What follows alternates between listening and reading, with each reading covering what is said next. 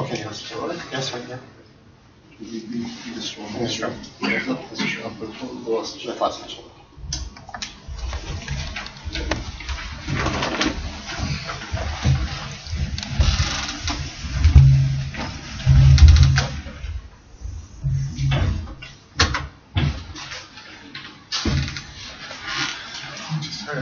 Time.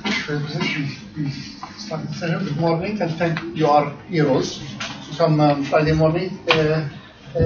So that's great. Thank you. I saw people coming, and hopefully they will join us. So it's my great pleasure this morning to welcome and introduce our keynote speaker.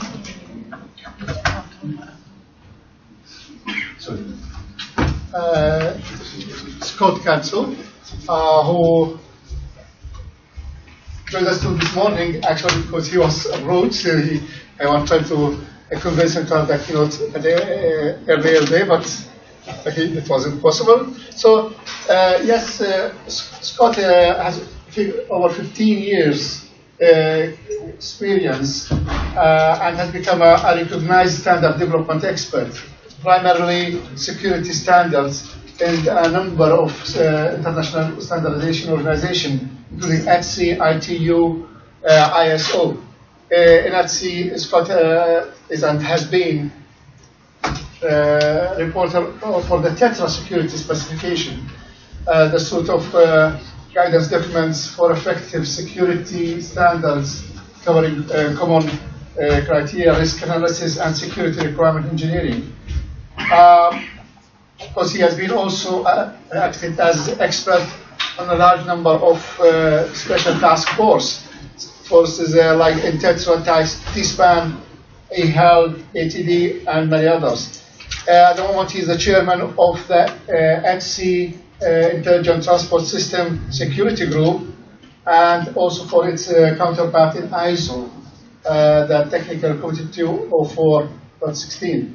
He's also the vice chairman of the ETSI project on Tetra Work Group 6 on security, as well as for the Tetra Security and Fraud Prevention Group, and also the vice chairman of the ETSI. So Scott also contributed to reports from the NISA on network resilience and measures to counter internet bullying. Currently, he's working with MONA and the Intelligent Mobility Future Vision Group also on identifying communication requirements for future model of intelligent mobility. So, Scott, we welcome you on here and thank you for speaking.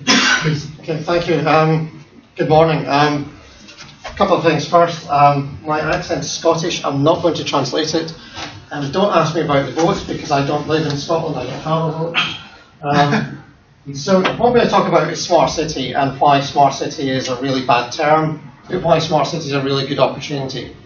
So I'm going to put up some things for just issues for discussion and to leave you hopefully with something to think about as we go on. So if you look at the abstracts on the website, smart city is a brilliant term. I mean, it's just a marketing dream. If you're a marketing person, you get a new product, you can say it's part of smart city, and nobody knows what it means fundamentally. And it's got that great attribute of it's actually meaningless in almost every respect. People talk about smart city and they get this vision of for example, Fritz Lang's Metropolis, I mean, a brilliant film from the 1900s, I think, or the Bay Area in Blade Runner, which is from Philip K. Dick's book. But essentially, nobody knows what smart city is because we don't have any.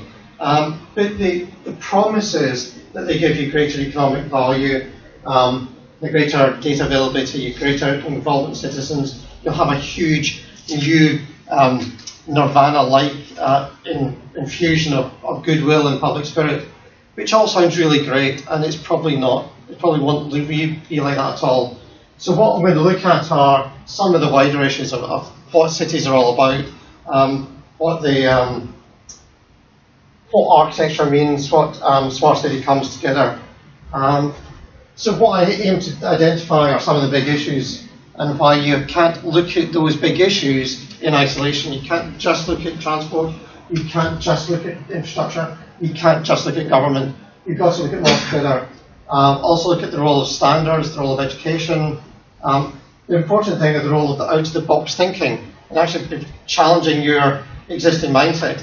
Oxford's a great city, unless you have to travel through it at rush hour, which makes it's just awful. It took me 40 minutes to get from the park and ride, which is terribly sensible, into the city, because although there's a bus lane, it's not continuous.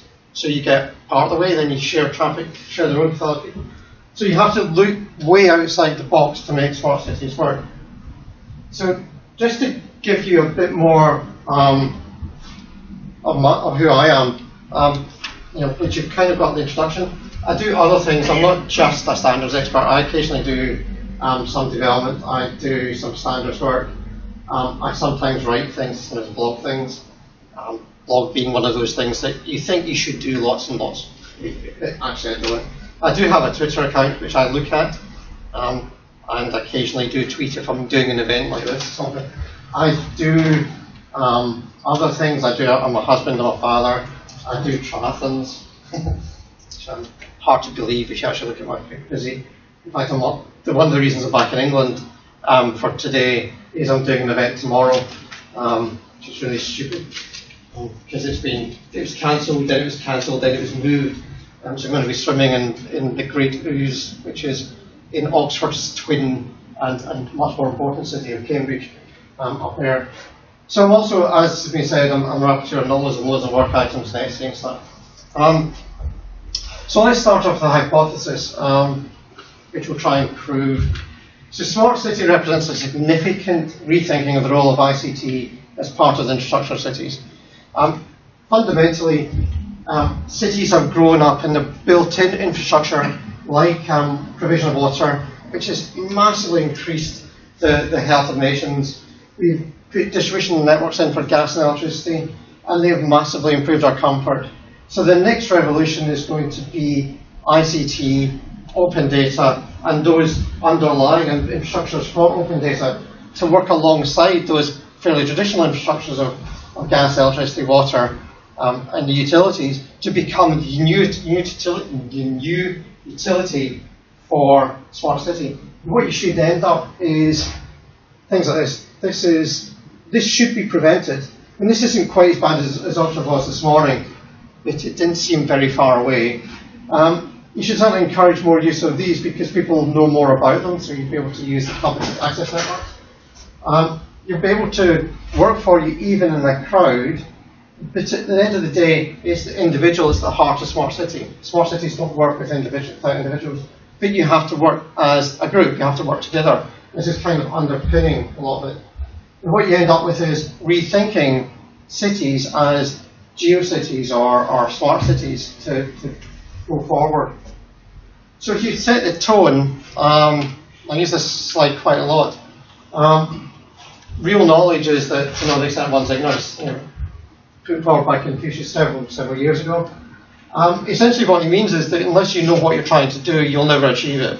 It's kind of fundamental. So if we don't know what a smart city is, we don't know what city's for, we won't be able to make a smart city, we won't be able to make cities work. And then you get Donald Rumsfeld's fantastic piece of convoluted English, or American, I prefer to call it American given that I'm English.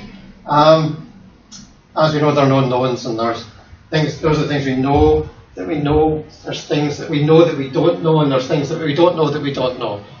Which is very complex speak for actually saying, unless you make an effort to understand and break down your system and your problem into a set of knowns, you're never going to be able to solve them.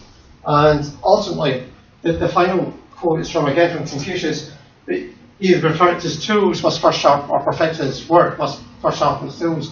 So in order to address smart city, you have to have a set of tools, intellectual and otherwise, to be able to build your smart city, and that's kind of important. So big issue. In 2012, about 50% or more of the population of the EU lived in non-rural areas. In other words, they're moving into cities. And that's actually increasing. We expect over the next 20 years to be near 70% and that's an issue that's evolving across the world. For example, in China, they've got 1 billion and a bit population, of which about 200 million at the moment in cities. By the end of this decade, they expect near 400 million in cities, and they'll get that even higher. So you'll soon get to the point where cities are the only places that real work to do. So as you grow cities, and you look at places like London, 30 years ago supported about 4 million people. Now on a daily basis it supports 20 million people. And it's grown up incredibly in population, incredibly in demand, but very slowly in terms of infrastructure. And cities like London, Paris, New York, Beijing work because they have to work, not because they're planned to work. Yet you're looking at cities like Singapore, which are actually planned in a much more aggressive way, in that they actually are designed from the start for expansion and growth. And even if you go to Singapore with that intent, it's still a pretty weird place to go. So you also assume one of the reasons that you come to a city is that you expect some economic opportunity, and the more people that live there, there's more and more economic opportunity. You can sell things to them, you can provide services to them. And the underlying question there is, how do we actually accommodate that? So what we are looking at is, or my big answer, is you have to be geo-aware, you have to be geo-mobile, geodynamic, and you make essentially your city much more a geo-city. And geo is, I'll come to what I mean by geo-city as we go through this keynote. And then you've got to question what smart cities mean. Unfortunately, smart is a term used by management types. And if you go and do any management course, they'll tell you that smart means specific, measurable, assignable, realistic, and time-related. But really what we want from cities are something much more user-centric. So you want them safe, mobile, attractive, reliable, and trustworthy. So smart becomes much more user-centric, much more personal than the kind of detached, business-centric value you get from the management domain. Doing the second dimension, using this definition, you end up looking at smart cities designed around citizens, and that means they have to give benefit to the citizens and the visitors. You've got to make something attractive. I mean, if you want to live in London, that's a choice you make, but you've got to make that choice seem valid at some point, or else you'll move out to somewhere smaller and you'll decry the whole city movement. So how do you enable geo-smart cities? Well, there's been a whole move in the standards world to try and address smart cities, and there's a couple of standards that are available. One called CityGML, which allows you to do 3D urban modeling. It's great. That means you can build urban pictures. And it's great, except that you've got Google Street View, which gives you real pictures of a city rather than just a rendered view of the city. But we need to think of how to combine that, so you can use 3D models. You can extend that to give more information. So you can take a data model and you can add in hypotheses to it, like what's the solid potential, what is the noise mapping of a city, where is it quiet, where would you put noise barriers to make a city more quieter, so it's more pleasant to live in. How do you do differently abled friendly routing? There's a real problem with this. Do we call people disabled because they've got lost light? Well, actually, it's differently enabled. If I'm on a bike, I need different routing from a car. If I'm rolling a child around in a pushchair, I've got different routing requirements. If I'm hard of hearing or I've got poor sight, I need to be able to route myself around the city. So how do we use technology to make those city elements, like getting around it, more attractive, more straightforward for everyone? And so what do we know? If you come from a telephone or telecommunications world, you'll say, well, just put it on smartphones and everyone will have an app, and then you can get the whole city through your smartphone. Well, that's great. Smartphones are really powerful, except they're really expensive. You've got to find a data, like if you want to have it switched on continuously and you're getting all these data downloads, well, how much are you willing to pay for that data? And how much are the providers willing to give it away for free? So there's all sorts of issues about the use of smartphones, but they are personal devices. It's my phone. They've got a relatively short lifetime, so you can kind of build for the future, knowing that somebody's going to change from their iPhone 5 to their iPhone 6 in a couple of weeks, which is kind of weird. They could just go and get a Galaxy now. Anyway, you get multiple connectivity options, so you can do 2G, 3G, LTE, Bluetooth, you get Wi-Fi, even some proprietary ANT Plus from Garmin. So you can connect your device to lots of stuff. If you're a sportsman, by the way, ANT Plus is really important. If you're not a sportsman, ANT Plus is completely irrelevant. I do sports, ANT Plus is really important to me. And smartphones are transferable. You can give them to somebody else, which kind of breaks down the personal device. They do exist for a long time. We also have some connected devices. We're seeing more and more things like smart meters, smartphones, smart cars, which have Wi-Fi or wireless type access to a network. And we have fast networks and we have the internet. So you could take a very simplistic view that all you do is make all your data public on internet, get some app developers out there to write some apps, and you'll have a smart city. And it'll be smartphone centric and it'll be exclusive. So it won't actually really help build in the whole society, or build in those who have smartphones and those who are prepared to be that cutting edge. In order to make a smart city, you have to be slightly more technology neutral, I think. You also have data as a heart of smart. Smart services need data, and that gives you knowledge of what goes on in the city and where it goes on in the city. It's quite important to know that cities change by time of day. So if you come into Oxford during term time, it's full of students. You come into Oxford in midsummer, it's not got many students, get loads of backpackers though. So you see lots of Australians with big rucksacks in Oxford in the summer. You see lots of students with smaller backpacks in the winter.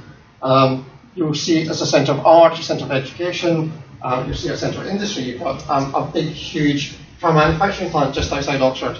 But if you ask what goes on in Oxford, most people will think of the university. They'll forget about the fact it's got a car manufacturing centre out here. Owned by BMW, it must be said. There's a lot more that goes on in the city than at first glance. People live here, they have to eat here, they have to shop here, they have to be educated, they have to be entertained, they have to be kept healthy. So there's all sorts of things going on in the city. And buildings and things change pattern overnight. And a restaurant can become a bar can become a restaurant. An office building can become a nightclub. All those kind of things. They change, and you need to get data to use that. So how do you characterize data? I mean, you can look at data in a number of ways. We're making a number of assumptions more and more about data in context of cities. We're assuming it's open. There's a big government initiative to make open data. So government's encouraging its data to be made public, make it open. We also understand that data is layered, so you can add knowledge or information onto data. So you can take some raw information about a building, we can assign its function to it, so it becomes not just a building, it becomes a shop or a house or an office or something. There's also a lot of potential around data. Data is very loosely structured. Depending where you come from in the data world, that's a good or a bad thing. Several years ago, everyone wanted highly structured data, so they were for highly defined relational databases where everything's in tables. You set the tables up once and they never change. You just put data into it, you don't change them. Whereas what we're seeing now is much more ad hoc data structures. We're looking at non-relational databases, we're looking at flat databases. We're looking at much more mutable data, where data changes on a point-to-point basis. So it's like the time now is 9 something. It's in a few minutes' time, it'll be 9 a bit later. In an hour's time, it'll be 10 something. Data changes. We need to understand that. We also need to understand that data associations are highly dynamic. Again, this is breaking some of the rigidity we've had for many years of structured SQL-type databases. We're looking much more at what does this data mean when aligned with this data? Can we make new links together with data? And a lot of what you see in things like, dare I say, things like Facebook are building up associations. You can make links to people because the data is there. And you can say, oh, he's a friend of him, so I'll be a friend of him or her.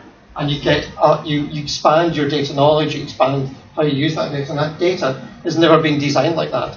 I mean, with the best will in the world, the guys on Facebook, apart from trying to rate girls on campus, didn't have much idea of what it was going to be used for, and I'm not sure they would recognize their original ideas from what it's used for today. Then we get this big issue at the moment of data protection and privacy. So how I use data, how I provide data, how I'm associated through data might be private, and can't I have the right to protect it? How do I protect it? These are kind of fundamental problems, especially when the same data may both be private and public. So the fact that you are associated with the building and you then have a workplace there, that building's data is part of, you have a relationship to that data, but it's not your data. The relationship is private, or maybe private, or maybe you want to restrict who can access it. So you get complex issues in trying to make data work and retain some degree of protection and privacy with it. We get loads of sources of data as well. Particularly in cities, we have government gives us data, both national and local government. So in the UK, we have Westminster telling us to give data, but every council tells us to give more data.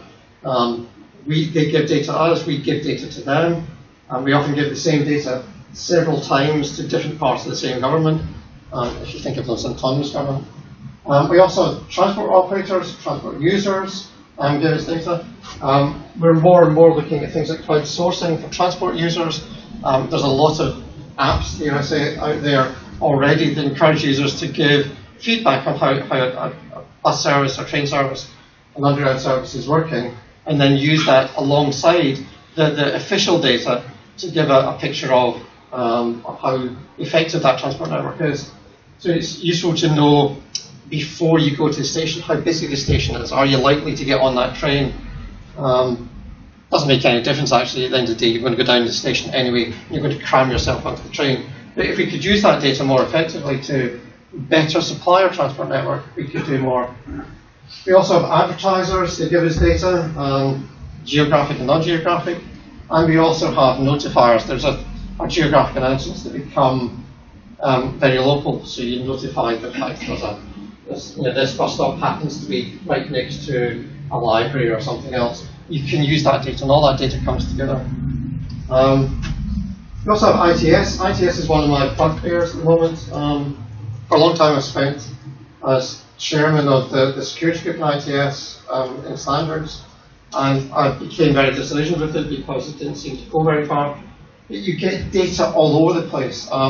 You get data in transport information systems, you get data from traffic management systems, you get ITS-enabled transportation pricing systems, which is whether you can get your Oyster card if you live in London uses ITS-enabled transport pricing, so it gives you the best price over the day.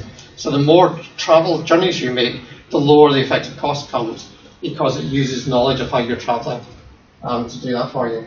Then you've got public transportation, you've got vehicle to infrastructure, where the vehicle transmits its status to an infrastructure, and you get vehicle to vehicle integration, where vehicles transmit knowledge of their status to other vehicles so they can make choices about collision avoidance. And if you get that further and further, you can actually say get vehicles to start a platoon together, so you can actually use the vehicles to become autonomous, ideally, where they make decisions together as a large, composite object, a bit like bees or ants work together. You can actually start to see, if you use technology effectively, you can use vehicles effectively. And if you cut the driver out of 99% of driving, you'll have safer roads, in my view. As on the way here, somebody decided that my lane where I was, the space that I was in, was the space he was going to be in. And as he swerved into me and I swerved into somebody else, it just caused chaos. If you could get rid of that kind of idiocy, then maybe you'd be safer and you could actually do that. You also get geodata. Geodata is really big, and it's growing more and more. There's an initiative called Inspire, SMEspire, within government in Europe, where you've got all government has to do geo-mapping of its buildings, both inside and outside, for all its public spaces. And they're providing geo models for topographic features in both 2 and 3 dimensions. And you've got refinements of that for city features, so you can actually identify things like the height of a pavement, which is kind of important if you're in a wheelchair or a bike or parking. Geodata for indoors, you can actually navigate from inside to outside using the same common data model. And then you've got a number of issues that geodata is often both public and private. So if you're in a building, there are some data areas or some areas of that building which are allowed to be seen by the public. So if you're in a shop, if you're in a supermarket, you may want to know where the pasta is kept. So that information will be public on the sales floor. Where the pasta is held in the back room is not public information. That's only going to be allowed to privileged people. So you're going to have to work out how to protect public space and private space in the data world as well. Make that data available. And you've also got something, I've spelled that wrong. It should be archaeogeodata. So we're trying to look at how we build up data models for archaeological data. So we're trying to build historic data into cities so you can see what was it like 5 years ago, rather than just getting those photographs you see of the old photograph overlaid on the new. You can see, oh wow, the city hasn't changed or has changed a huge amount. And usually all you see is changes in the length of women's dresses and the length of men's hair, not much else. So you've also got data in smart cities from citizens. Everything you do is geolocated.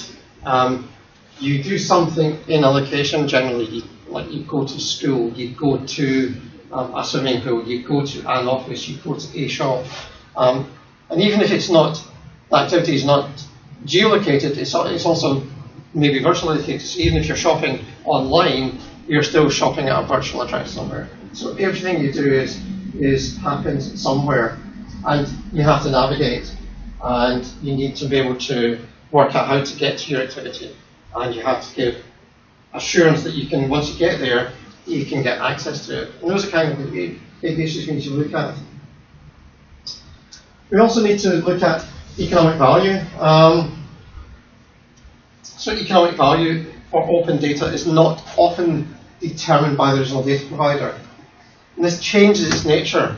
So if you publish some data, then somebody writes an application that uses that data, then use the original publisher data isn't making economic value from it. You're seeding economic value. But then if you fail to maintain that original data, economic value is at risk. So you've got a change in economic modeling which we need to consider. So users and integrators add economic value, and different users infer different economic value. So even if something's free at point of use, people still infer an economic value on it. So even if you can download an app for free, get access to it, it has some value to it, and we can cost that. We also look at how you do crowdsourcing. So you get, rather than putting out large data sets, like a government putting out a data set, you could have crowdsourced data. So in cooperative ITS, every vehicle transmits its current status, its current location, its current speed, its current type, and that might be used for all sorts of alternative services. It might be used to give traffic density mapping. It's not, that traffic density map isn't determined by the vehicle, it's determined by somebody else making use of that data. So you can start to look at lots and lots of data sources coming together, all with varying economic value, all of which change as we go through making it smart, making our cities smart. A couple of statistics though. Cities are pretty poor places if you want to live here, because you die in cities. For example, people die on the roads an awful lot. Although it's a downward trend, it dropped from 56,000 in year 2000 to about 26,000 last year. That's persistent, but in urban, suburban, rural areas where people live, that accounts for 93% of all deaths on the road. That's pretty disturbing. So how can we use data and how can we use smarts, essentially, to make safer cities that will actually cut this death toll even further? How do you stop cars from killing pedestrians? How do you stop pedestrians from killing themselves by walking into the paths of trains and buses and cars? But you also have to look at the important note is that non-motorised vehicles actually account for 46% of the deaths. Like, having a road accident in a city causes a huge knock-on economic effect as well, which we have to be aware of. So it's not just the fact you've taken somebody out of society by killing them. You've also disrupted a large part of the sector of the city. You've got to do lots of restructuring. You've got to get ambulances there. You've got to get police there.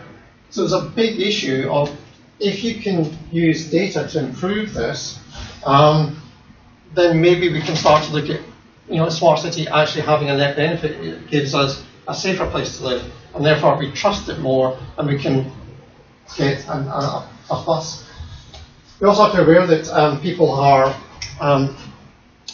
they like things, they gather things, and more people own cars. And the EU, we've gone from 334 vehicles per 1,000 inhabitants, so about a third of all people having a car in 1991, so almost a half in 2009. I think the latest figures, which are still in draft, unfortunately, suggest it's now gone over that. It's now gone over half. So over half the inhabitants in Europe own a car, and that's kind of worrying because we haven't got much in the way of more roads. We certainly haven't made our land space bigger to accommodate those roads, but the cars are bigger. There's more of them. There's more people using them every day. So we've got to try and make sure that we can accommodate it, and that we've got to use our smarts, essentially our smart city, to allow this. Because undoubtedly, manufacturers want us to buy more cars. They don't want us to stop at 500 per 1,000. They would like it 1,000 cars per 1,000 inhabitants, and ideally a bit more than that, so you get a choice of cars. But also you get social mobility pressures. As you aspire and go through your economic life cycle, you come out of education, you get a student, you get graduated, I'll buy a car. Then you get married, I'll get a car for my wife, I'll get a car for my son, my daughter. And you suddenly have this explosion in cars because people, there's a certain pressure on them to do that. But at the same time, we're not using more public transport. So what we want to do is, recognising these two things, how do we actually improve by making our city smart, use our transport systems more effectively so we can get around cities more effectively. The other thing is you can apply cost to this. So every year there's 1.3 million people killed, 50 million injured on the world's roads. That's a rough figure. It depends where you live. If you live in things like Portugal's got a much higher accident rate than the UK. If you live in parts of South America, driving a car is basically a very, very dangerous occupation. But the extrapolated cost per year is about $3.5 trillion for the world. And $3.5 trillion, that wipe out cancer possibly, certainly wipe out heart disease if you could apply that. So if you could bring this money out of paying for death and damage by using smart knowledge, then we can actually start to bring something in. The problem we've got ultimately is that most of the issues that cause these deaths are down to people. Driver error, injudicious actions, inexperience or bad behaviour, pedestrian error. Yeah, they account for huge amounts of deaths. So 70% of deaths are caused by people doing something wrong. And of course, we've got a society which encourages to use alcohol and drugs. We've got a society, certainly in the UK and in other countries, where they're encouraged to break speed limits. Most people don't recognise that red bounding around your speed limit is a mandate, I think most people look at it as kind of advisory. So 60 miles an hour, well, if I do 80, I'll be okay, until you crash and you die. At 60, you might live, at 80, you'll die. It's quite important. So, other things we've got to look at, so going away from causing crashes and stuff in accidents, we've also got this big issue of privacy. And privacy is terrible. It's a horrible thing. There's no such thing as privacy because it's a concept. It's not. There's nothing terribly tangible in privacy. It's kind of an intangible. But if you want to preserve your privacy, you don't release your identity or identity revealing data to unknown parties. You have some known and trusted parties. So I will tend to tell my wife my name. I think she knows by now. You get known but untrusted, so I let my children, although I don't trust them, know who I am.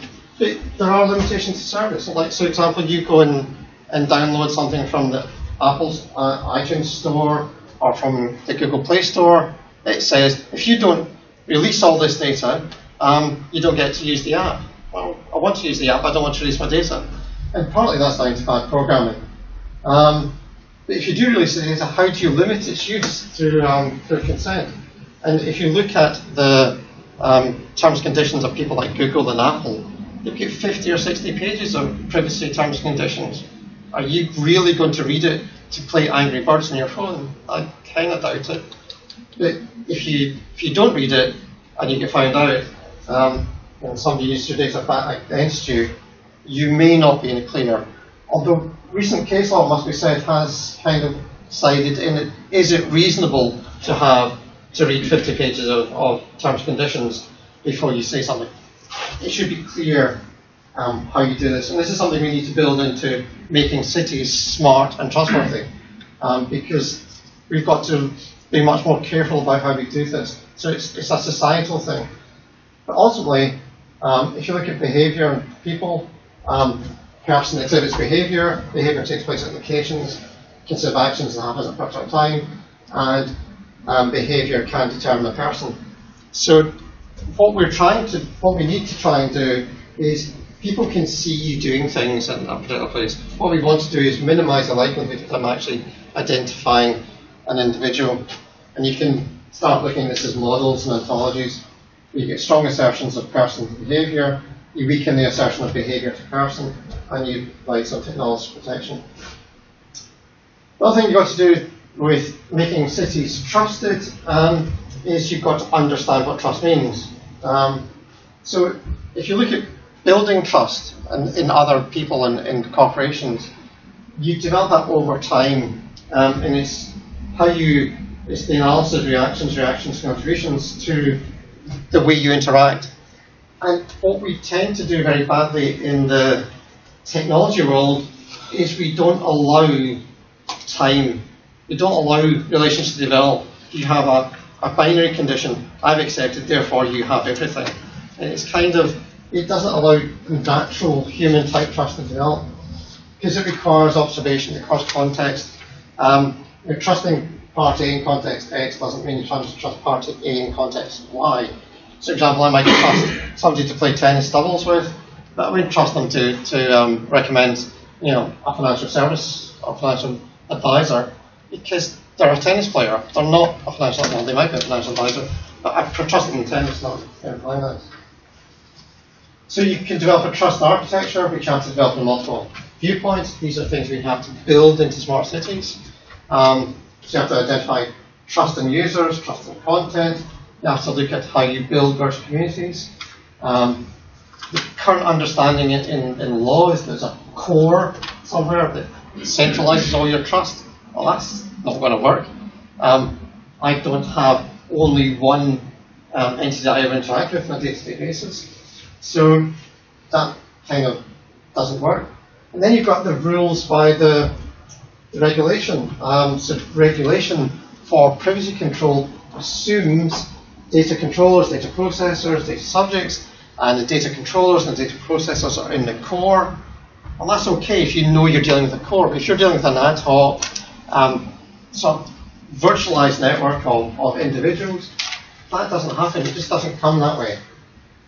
So you end up trying to build trust-based access control, which is something we're going to have to build into smart cities as well. You've also got to look at sensor networks. So we're building more and more points of data collection. They're all sensors that are going to be in the system.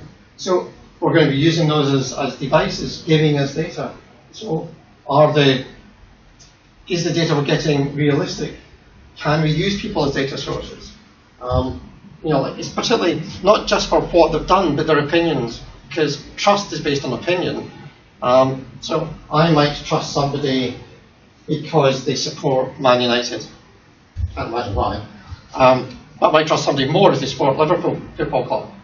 But it's irrational, and we can't easily encode that kind of irrational behaviour. So we need to try and work out how to build those kind of things.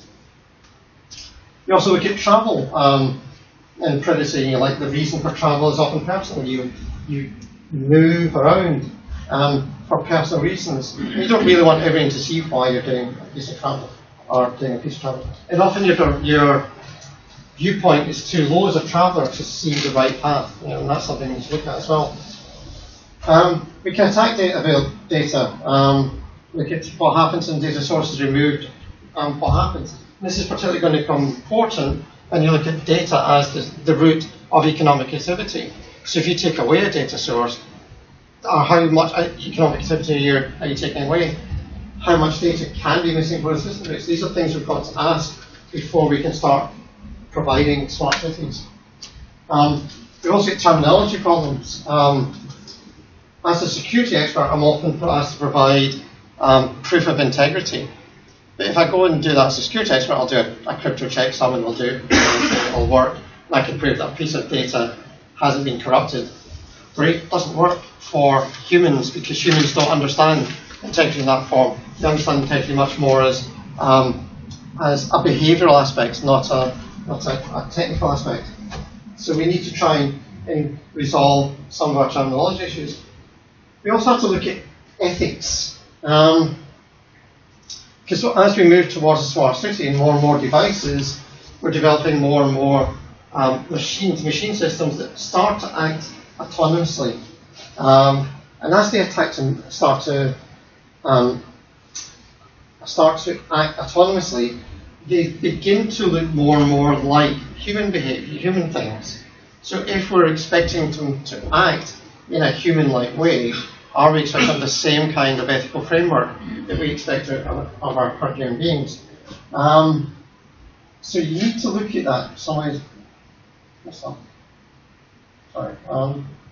ethics, yeah, go back to that. So ethics is something we have to look at quite closely. So beyond just machine-to-machine systems, exchanging data, we have to look at applying the Hippocratic Oath to machine systems. This is the original text of the Hippocratic Oath. I can't read it, just in case you're thinking I was really smart. What you've done is the World Medical Association changed that to the International Code of Medical Ethics, and it gives provisions that, so when you sign up to this ethical code, it makes conditions on what you're allowed to do. Ultimately, what this all comes down to is do no harm.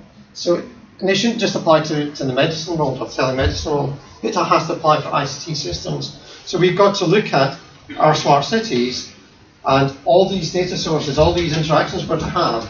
Ultimately, what they've got to do is no harm. They've got to essentially be positive for society, otherwise we're not going to use them.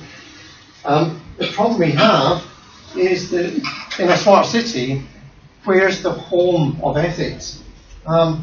Generally they're considered by organisations, they're considered the home. Things like the medical profession has an ethics board, a bank has an ethics board.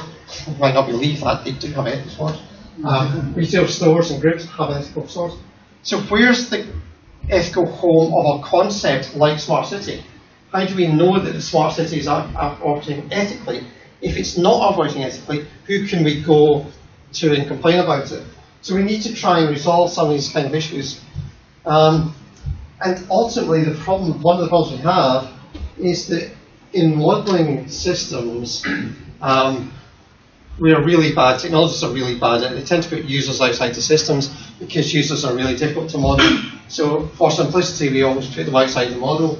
But for ethics and performance and interactions, we need to put them at the center of a smart city. And this means that we need to try and build ethics, or at least I think we have to build ethics in.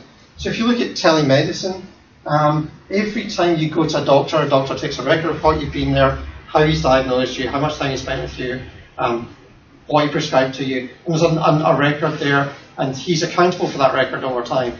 So essentially, if you're doing moving medicine into telemedicine, you have to have the same kind of thing. So you need non-repudiation actions, you need proper authorization of clinical and non-clinical actions, so you need clinical authorization of clinical intervention and clinical monitoring. And eventually what you end up trying to do is you end up trying to build an ethical Turing system. And in other words, the system's going to have to behave as if it were a human, but also not just as a human, but as an ethical human. And ethics are contextual, they're cultural, so they've changed. So we've got a real challenge to make our cities work as a large, very complex, interconnected ethical machine. That's going to be hard. So you look at some of the stuff I do. Security, I tend to work in, and it gives assurance of a few things, confidentiality and technical availability. Yeah, and what I find kind of distressing sometimes is I can propose this kind of stuff, but what we end up working on are just these three threads. So we get rid of all the difficult stuff like ethics and behavior, and we come down and we do really neat algorithms that give you encryption. We really do really neat algorithms that give you proof of integrity. We can do authenticity. But ultimately, security is closely aligned to safety and privacy. And security has a huge amount of other interactions of things we've got to do. So what I want us to change in the world is actually move privacy and safety into technologists' mind and not just security. Because if you look at privacy, privacy is ensuring that the system acts on private data, legitimate with respect to the law, and understanding of the affected parties. And it's actually getting this bit done is really difficult. Very few people understand technology. Very few people understand privacy. Getting them to understand explicitly what the system is doing with their data and why it's doing it, and having some interaction and debate with the providers of services is actually very difficult because we're simply not educated enough. So we need to start thinking about educating people as well in how modern systems are affecting them. So we get the health case. If we're going to have a smart city that's going to have all these sensors around us, and essentially you can have heart rate monitors that will be monitored along the street, so the street can say, if you're walking down the street, you can say, oh, that person's got a temperature, or they're about to have a heart attack, and get first aid there very quickly. How do you actually do that ethically, properly? How do you prevent it being used against you? How do you prevent insurance companies weeding out those who have heart problems from insurance, or putting to the end of the queue because you're going to die in 2 years' time, this person's going to die in 5 years' time, so you get less, you're less important, you get 5 years economic value of this guy. And I'm sure those decisions go on. So how do you get prevention of things like unauthorized access to data or inappropriate access to data? Inappropriate access to data is a more difficult one because sometimes you have to give away your health information, like to a first responder when you're sitting down and say, actually I've got asthma or something else, something that's generally private to you, you might have to give in exceptional circumstances. But you need to make sure that exceptional circumstances is controlled and contained. And there's an attacker a few years ago, I've seen a lot, 10 years ago. This is just over 3 years ago. Somebody attacked an insulin pump. And the great thing about modern e-health equipment, it is cheap and nasty in the main. It uses off-the-shelf industrial controllers with no protection on it. So somebody could actually hijack an insulin pump and give you a massive insulin injection. And because it's unprotected, the only thing that stopped this attacker, this black hat hacker actually doing it, was he had a little degree of ethical awareness and realised that, maybe doing the attack would actually kill somebody, and he felt that might be bad in his conscience. So, I'm just going to come quickly in then. So, coming back to where I started, we have to look at data again. We have to keep looking at data. We have to look at it being open. We want to achieve a number of results. We want to be able to prove that the data and services that access behalf of users in such a way that we preserve their privacy and their security, and we set those for the system, and we have to think of our cities, our environments as systems, and try and work out how to do systems engineering for large real-life systems. We also have to let our system be open to ethical and integrity audit, and ensure that the actions of the system or its users while connected don't give any additional risk. So, in conclusion, essentially, I come back to what I started in my hypothesis. I think the conclusion is that smart city requires us to do a significant rethink of the role of ICT in infrastructure cities in order to give us that next revolution, that next stage in our thinking, that we can go beyond just making our cities fairly healthy and fairly well supplied for gas and electricity, but also supplied for services for our citizens. So, just some acknowledgements, and thank you.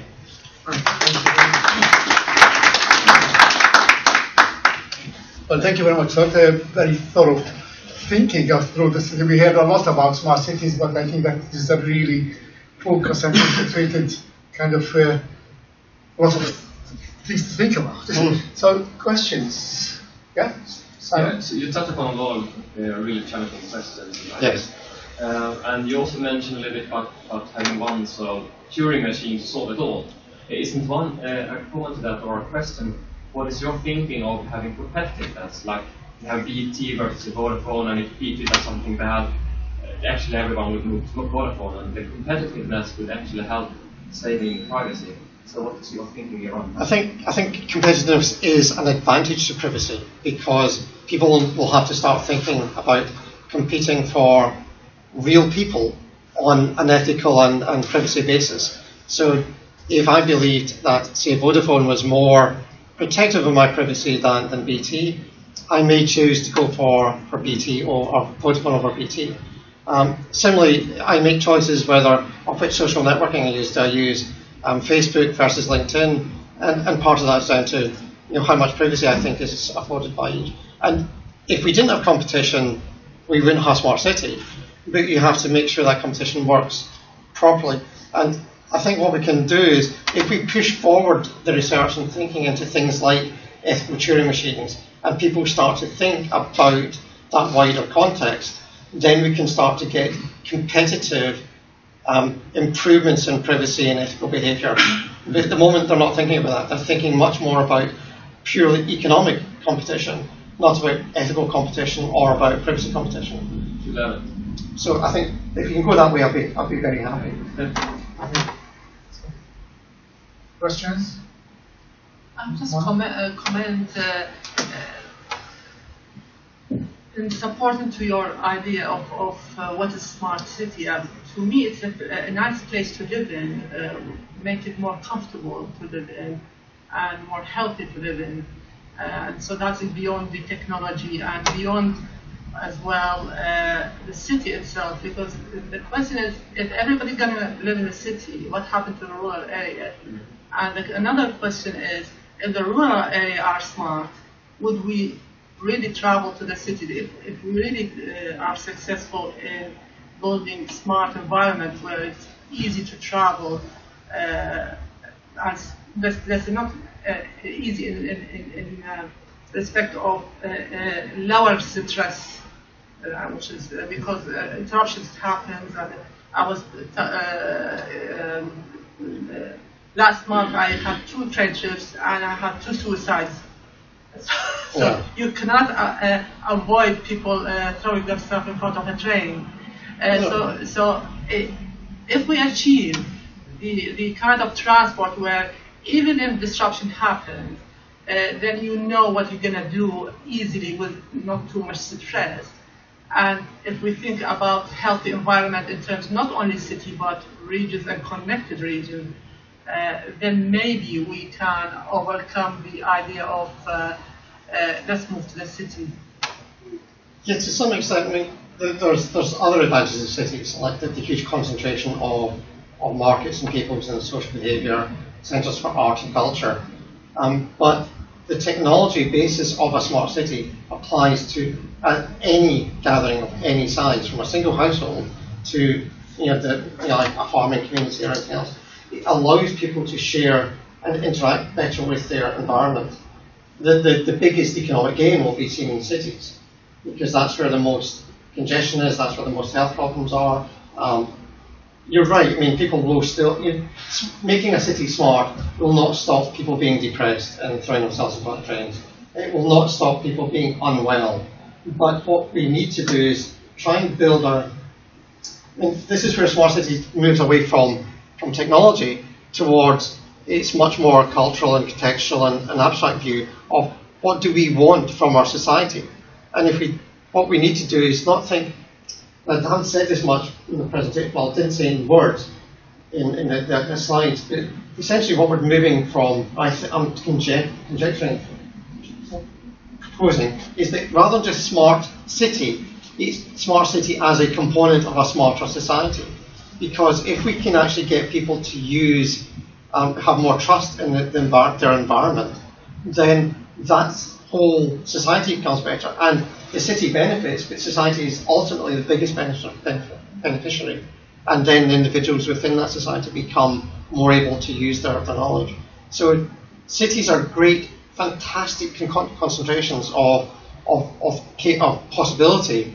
And if you apply this technology first in the city, you see much more profit, I think, from that investment in technology and thinking. It applies wherever you are. It's not simply for cities, it's not simply for conurbations of, say, greater than 2 million people. It applies to cities as small as Oxford. It's not kind of small. But it applies to cities as big as London or as big as Beijing. And that's an important thing now to learn. I think one of the issues that faced smart cities as a hyped concept at the beginning, that it was overloaded beyond what any organization or anyone can do. I think that the way to create smart cities is to go back to the dismantling the concept, as you correctly did with this is smart, that because no one organization can achieve all these components, so leave them as components that can grow, one maybe slower than another or faster than another, and at the end they combine together to become smart city. The problem is that we want to create a smart city, so we sit around the table, what can we do? Nothing, because it's too big. You also have, this is why I think you have to go back to education. You have to get people thinking about societal behaviour. And even at primary school age, in England they have something called PSHD, I think it is, which is essentially, it used to be just sex education, but it's much more about moral and contextual information now. And they teach children about moral concepts, about not just about right and wrong, but also about how your behaviour impacts others. If you do that from school children, the next generation will be in a much better position. I'm just far too old to change my ways, unfortunately. Actually, I have. Thank you. Just a very quick, because we have. Just a question on where is a concept of sustainability fitting into this whole smart city agenda? And the security, you said before, economic value, all that is there. But where are the builders of smart city, are the standards organizations thinking of sustainability? We are, but unfortunately, the problem with sustainability, there's no good economic model that says people have to put it first. People tend, and this is a problem I have with standards bodies and the type of people who come to these things. They're there to promote a technology generally, and sustainability is not necessarily technology, because you're looking for the old the SWOT analysis type thing where you had the old business plan idea. You have a cash cow and you're always looking for something to replace it for. So you're not actually sustaining, you're always looking to get rid of your old technology and replace it with something new. And that's something we've got to deal with in society first. If we can deal with that in society, understanding that it's actually not a bad thing to wear last year's fashion, probably is. In ski slopes, it's definitely a bad thing to wear last year's fashion. But things like people, having to buy new cars every year. Don't really need a new car every year. I just got rid of a car last week that done 190,000 miles, and it was still okay, but it was every time we put petrol in it was cost more. But in terms of sustainability, I'd have been better to keep that car rather than buy a new one, because it'll take me another 10 years of my newer car to build the same kind of value. And that's something that, as I say, we need to do with education, not with technology. Technology will rise to the challenge of society, I think. And at the moment we're being driven by technologies. That's not quite the right way to think. Okay, I'd like to thank you very much, Scott, for that talk. So we decided to keep the program for half day today, so we have a very strict now. We are a little bit behind schedule. So we will split now into two groups.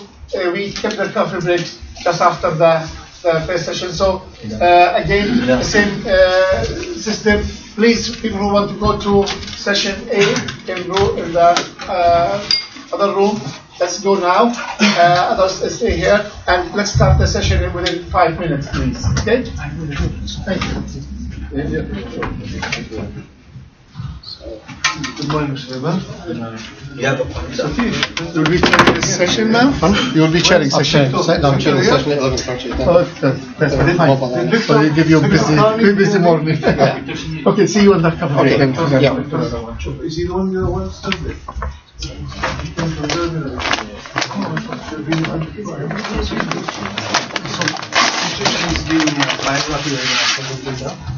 Yeah, I have it's not okay by chance.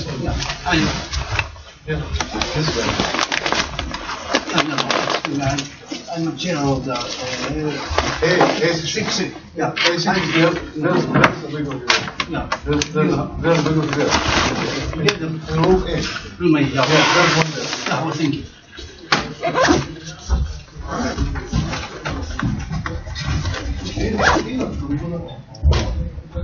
Right, there's not much time. No. I'm gonna go. Thank you very much, very interesting. I started Are you leaving I'm immediately? gonna leave. Which one? Are you leaving immediately? No. You're still I'm sorry. Sorry for interruption. Yeah. I'm releasing sales episodes. I just sent Lee something which I discussed trust in autonomic systems and autonomic systems. Yeah. So why don't you put this, your ideas, in like a page of those? Okay, do that. And if you like, I'll send you what I wrote. Okay. He said that I need to check the grammar. Okay. Yeah, that sounds good. You have to deal with me. The nightmare of Muna. But you saw my reply in the email. Yeah. We still can do the expert commercials, and Yeah. just like we want to do. Yes. And you will be the leader of it. I'm not going to open my mouth. Because this big thing is slowly growing. And that's the commercial parts. Here you do it anytime. Yeah. Now, we also have the building the consortium for autonomous systems, and hopefully at some stage we Yeah. also with the Professor I'm discussing applying multiple regions for funds. Okay. So I'm going to introduce him to Professor just to get the research of it. Right. If we could find for that, I've been also trying to get the Bristol team, Portsmouth team. Okay. And so we interested to open the transport team for the mobile phone. Okay, that's good. Yeah. So that was the conversation. So, and your ideas and your thoughts. I always cherish your thoughts. Never what you think. Alright, thank you very much. So you're chairing this, or you're not chairing this? No, because I need to go. Yeah. I asked him if he would chair it instead of me. Oh, this one. So you're gonna chair all the sessions. Okay. Sorry. You were going to chair the one. You're going to chair this one. This is the first one. That's in here. Yeah, in here. Yeah. Yeah. Scott is chairing in this room, yeah? Yeah, Scott here in this room. Yeah. You have the two. I have the two, sure. Yeah, we are more likely to allocate each session 20 minutes, 15, 20 minutes. Okay. If it's the last day, it's going to be 15 minutes and 5 minutes questions or less. Right. For each session. Okay. This is the start time or end time, but based on the delay that we had at the beginning, maybe there's an increase about 15, 20 minutes. Okay. Okay. Okay. We should be starting now. Right. Okay. The session. One of them is missing. He was there at the Guardian yesterday, Victor, the last one. Okay. So you have two, which gives you more flexibility in time. Okay. Right? I can't believe that. All right. Thank you. Good to see you. Thank you very much for coming. Very nice. Very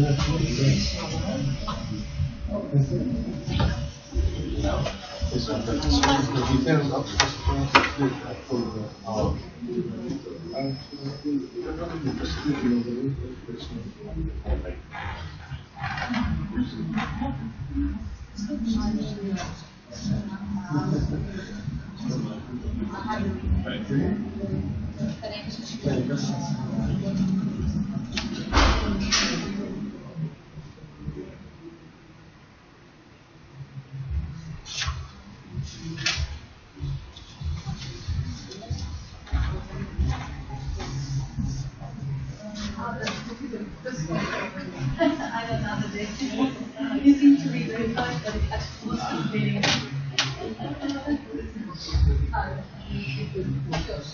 Take care. I'll connect.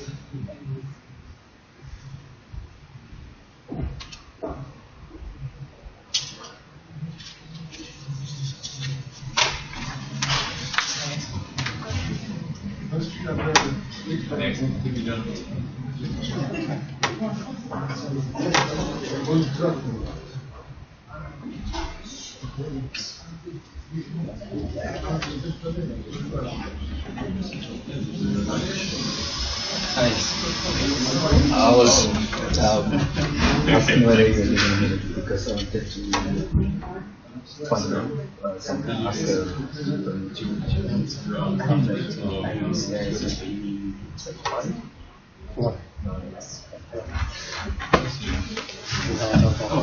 you don't know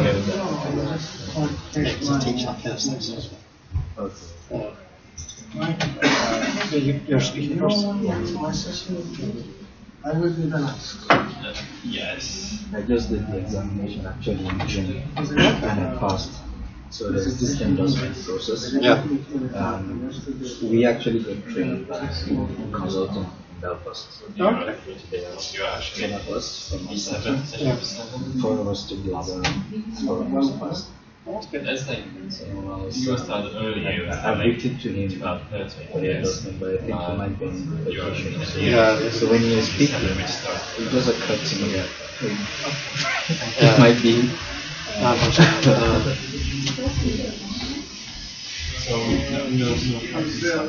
Okay, we're going to start. Okay, keep on a couple more minutes. You're the session chair. Yeah, let's stop in session chair. This is well arrived from France.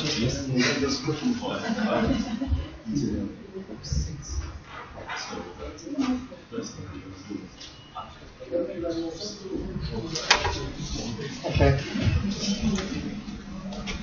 Right, we're going to start this next session on security applications. Muna was going to chair it, but she's had to go off, so I'm going to chair it instead. I'm going to ask every speaker to do about 15 minutes and then 5 minutes for questions. 15 minutes? 15 minutes, but really tight. Okay. Right. So, first speaker is Solomon? Yes. Yeah, Solomon Yerma from Queen's University Belfast, via a number of institutions in the UK and in Nigeria. So I'll just pass over to Solomon.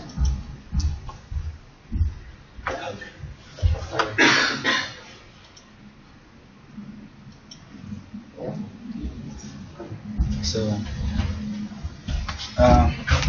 this was actually planned for more than 15 minutes. So pardon me if I rush.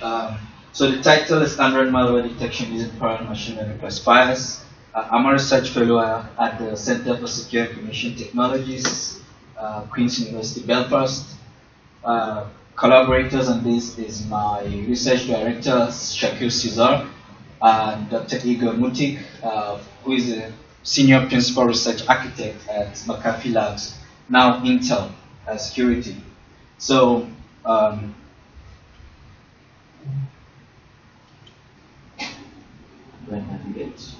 I'm sure it gives it.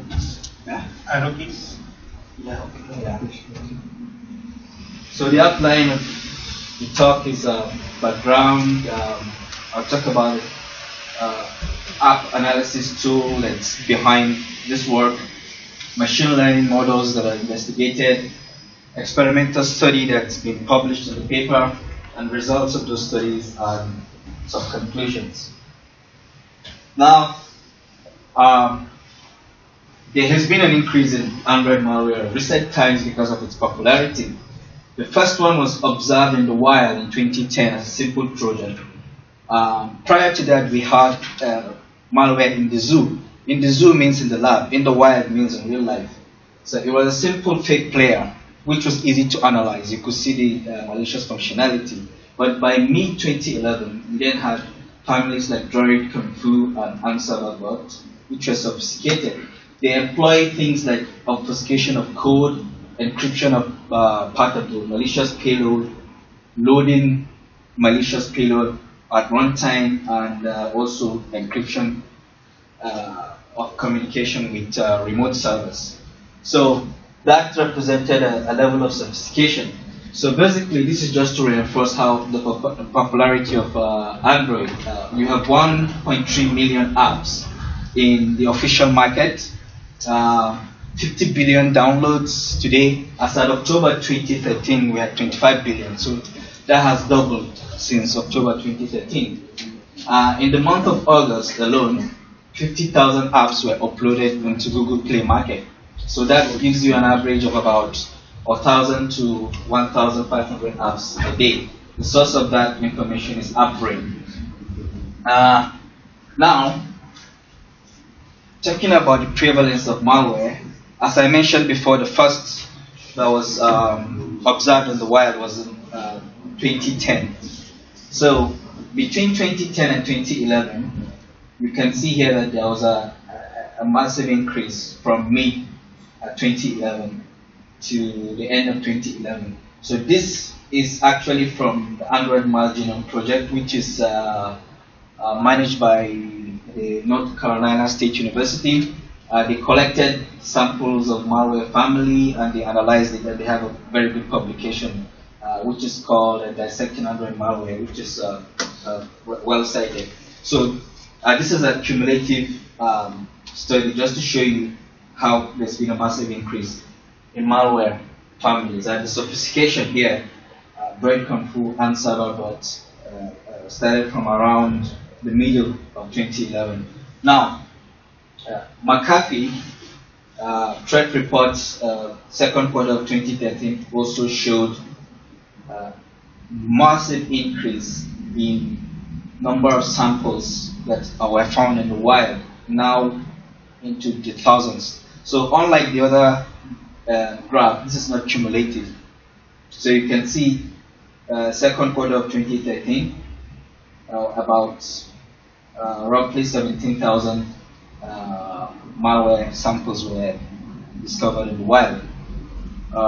So that gives you an idea of the prevalence of and the increase in volume of Android malware. Now, the Malware Genome Project studied the samples they collected. At the time, it was believed that there were 52 families, and their study covered 49 of them. Now, what they found was that 86% of these apps that were malicious were actually repackaged versions of legitimate applications. 92% of those 1260 actually compromise the phones and then make them either network control or SMS control. 36.7 leverage root exploits to escalate the privilege on the device, basically just jailbreak the device and be able to do anything they want on the device. And 45.3 actually allowed premium rate SMS sending or premium phone calls to be made. So this is kind of monetizing the malware in the certain regions of the world. This is the primary reason why this malware were created, to make money for the authors of the malware. About 51% of those samples harvested user information, including user account and stored messages. So most of this malware were found in third-party markets. Some of them were found on Android market, Google Play market as well. Now, why is Android malware prevalent compared to other platforms? There is alternative markets, so many of them now, third-party applications, third-party apps can be downloaded and installed on a user device, not necessarily from one source, unlike maybe the Apple, where you have to have your application on the App Store. And the app vetting is not very stringent. You can generate your own keys and sign the application, and and put it on any market that you want. And Google introduced a system called Bouncer, and Bouncer was introduced in mid of February 2011. And as you can see from the graph that I showed, that didn't stop malware from being discovered from the market. And antivirus products today, there are many of them, but they have limitations. They're basically based on signature-based detection, and they can only detect what they know, what they have in their database. So they cannot detect unknown malware. Now, the sophistication of the malware, as I mentioned before, delays analysis. So when you're going to analyze this, like the fake player, you could analyze it in, say, a couple of hours or a couple of days.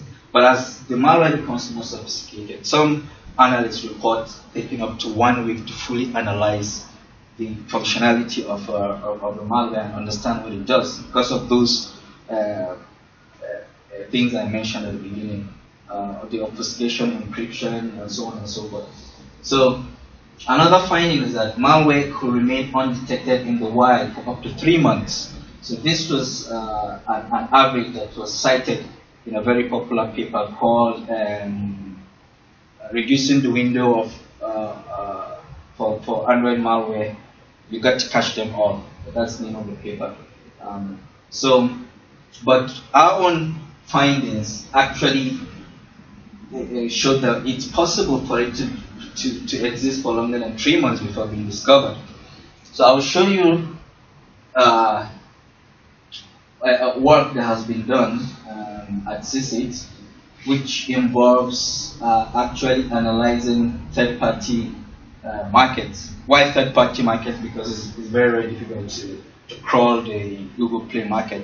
It's not something they allow you to do very easily. But there are many third-party markets out there which you can actually crawl and download the apps and analyze. So my colleague carried out an analysis of about 1,500 APKs starting September 2013. The analysis was done with the APK analysis tool, which is part of this work that I'm going to present, and which we've developed as part of this project. Now, we had to establish a ground truth, because we are downloading apps, we don't know what they are, we don't know whether they're malicious or not. So to do that, we used VirusTotal. VirusTotal has 45 to 48 antivirus engines, and most of the popular antivirus products have their engines there as well. So the criteria for malware was decided that if 10 out of these agree that a particular application is malicious, then we establish that as a ground truth that it is malicious.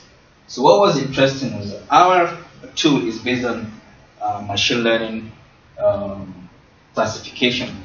Now, what was interesting is that we actually detected on day one some applications as suspicious. using Bayesian classifier.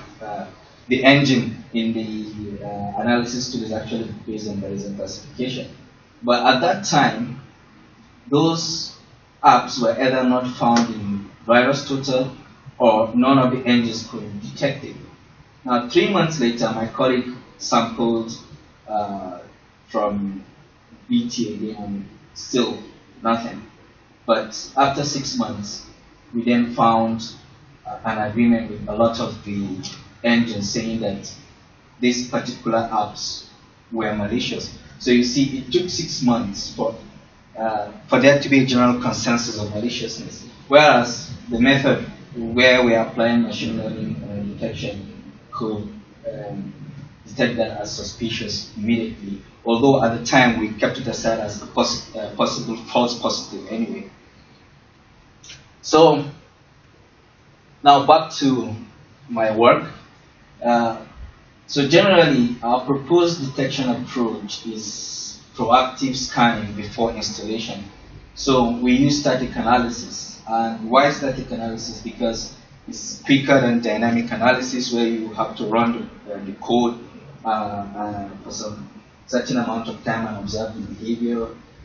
We can cover the code more than you could with dynamic analysis. Why? Because sometimes with dynamic analysis, what happens is that you can run it for only a particular amount of time. So what people tend to do is they tend to accelerate this, but sometimes they don't get all the execution parts. But with static indicators, you can scan all of the code and possibly cover every aspect. Another advantage is that malware cannot modify its behavior because it's not running. There are samples that are known to fingerprint the environment and hide their malicious activity depending on if they think they're in a sandbox or they are on an actual device. Of course, easily automated, which is, as you will see in the slides to come, that we leverage this capability to develop a tool to use machine learning to classify applications. So, like I said, our approach is machine learning based models, simply because we can learn from available samples using the static indicators. So the paper in this NGMAST 2014 is about parallel machine learning classifiers for unknown Android malware detection based on the static indicators obtained from automated reverse engineering.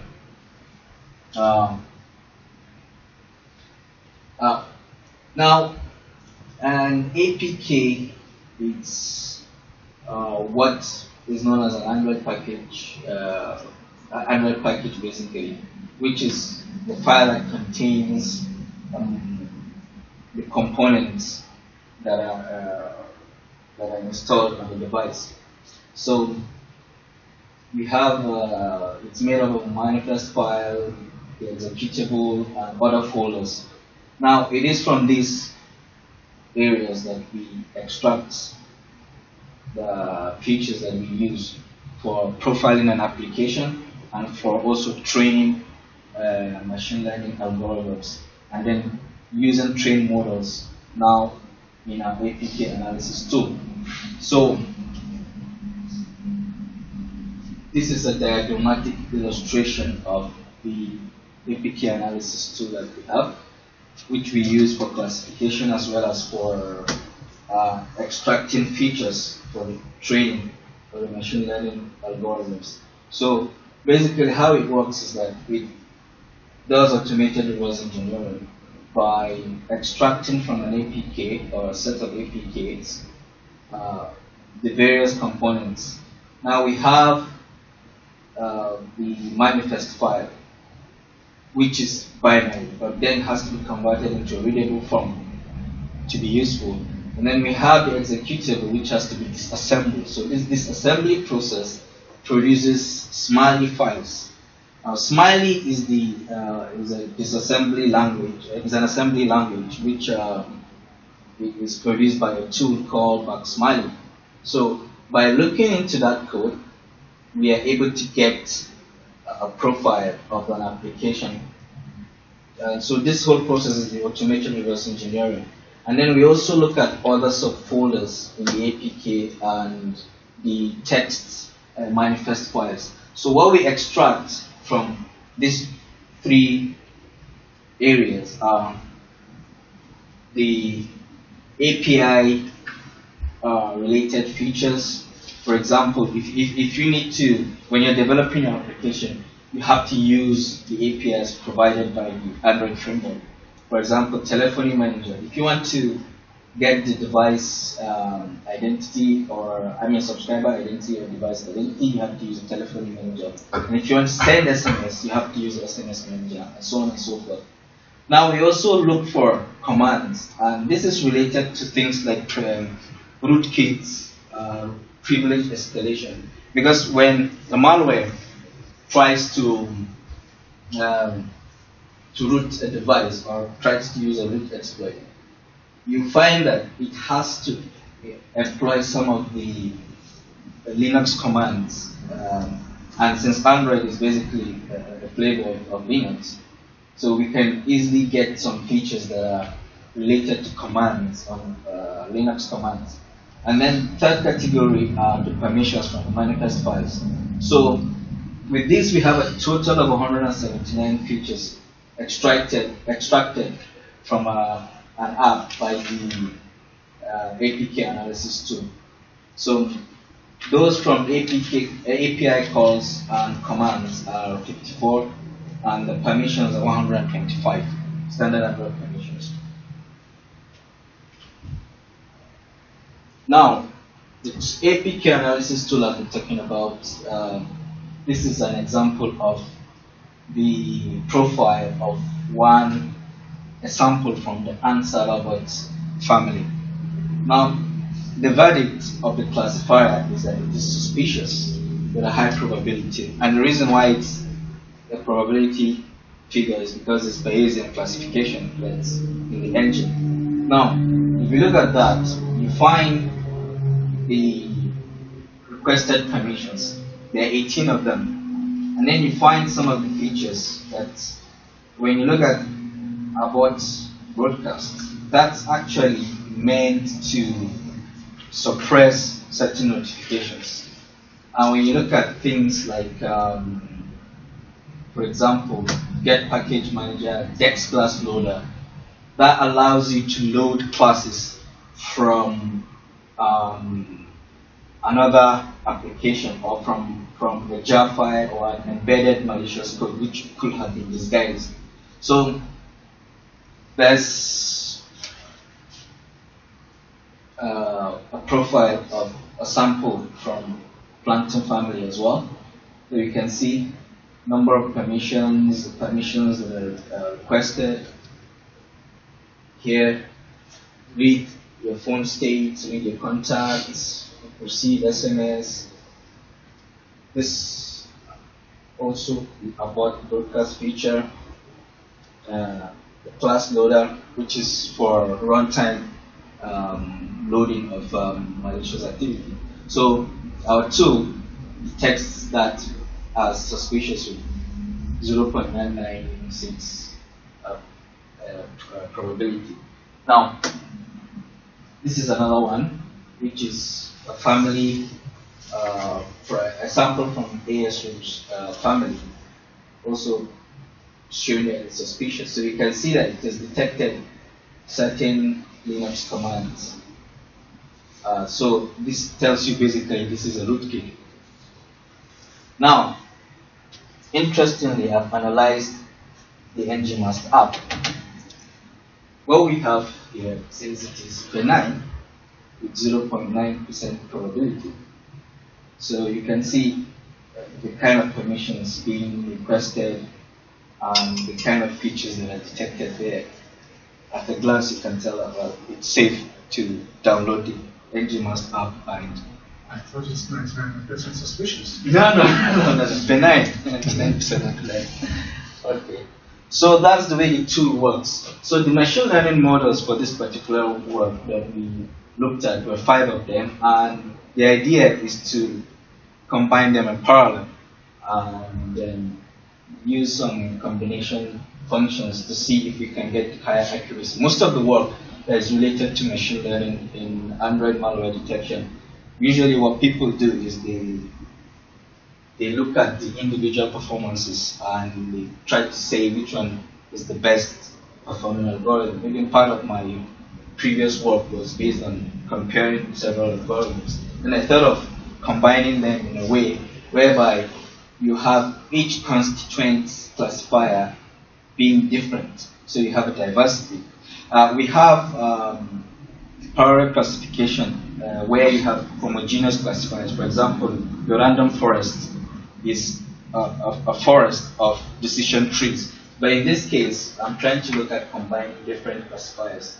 So the combination functions are average of probabilities, plural of probabilities, maximum probability, and majority votes. So we used 6,368 applications. 2,925 are malicious. These were given to us by McAfee, and all of it actually was given to us by McAfee. So this is the size of the input training matrix.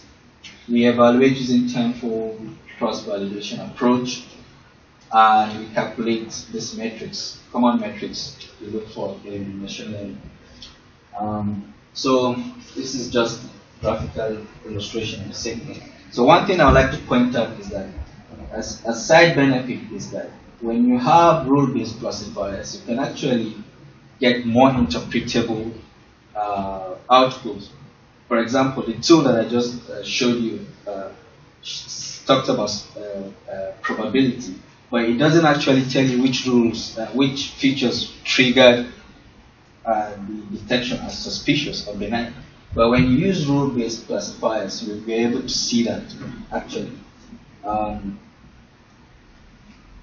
So the results here for the individual classifier performances, part performs the best, with rider following, decision trees, naive bias is the worst performing, while simple logistic was second to last.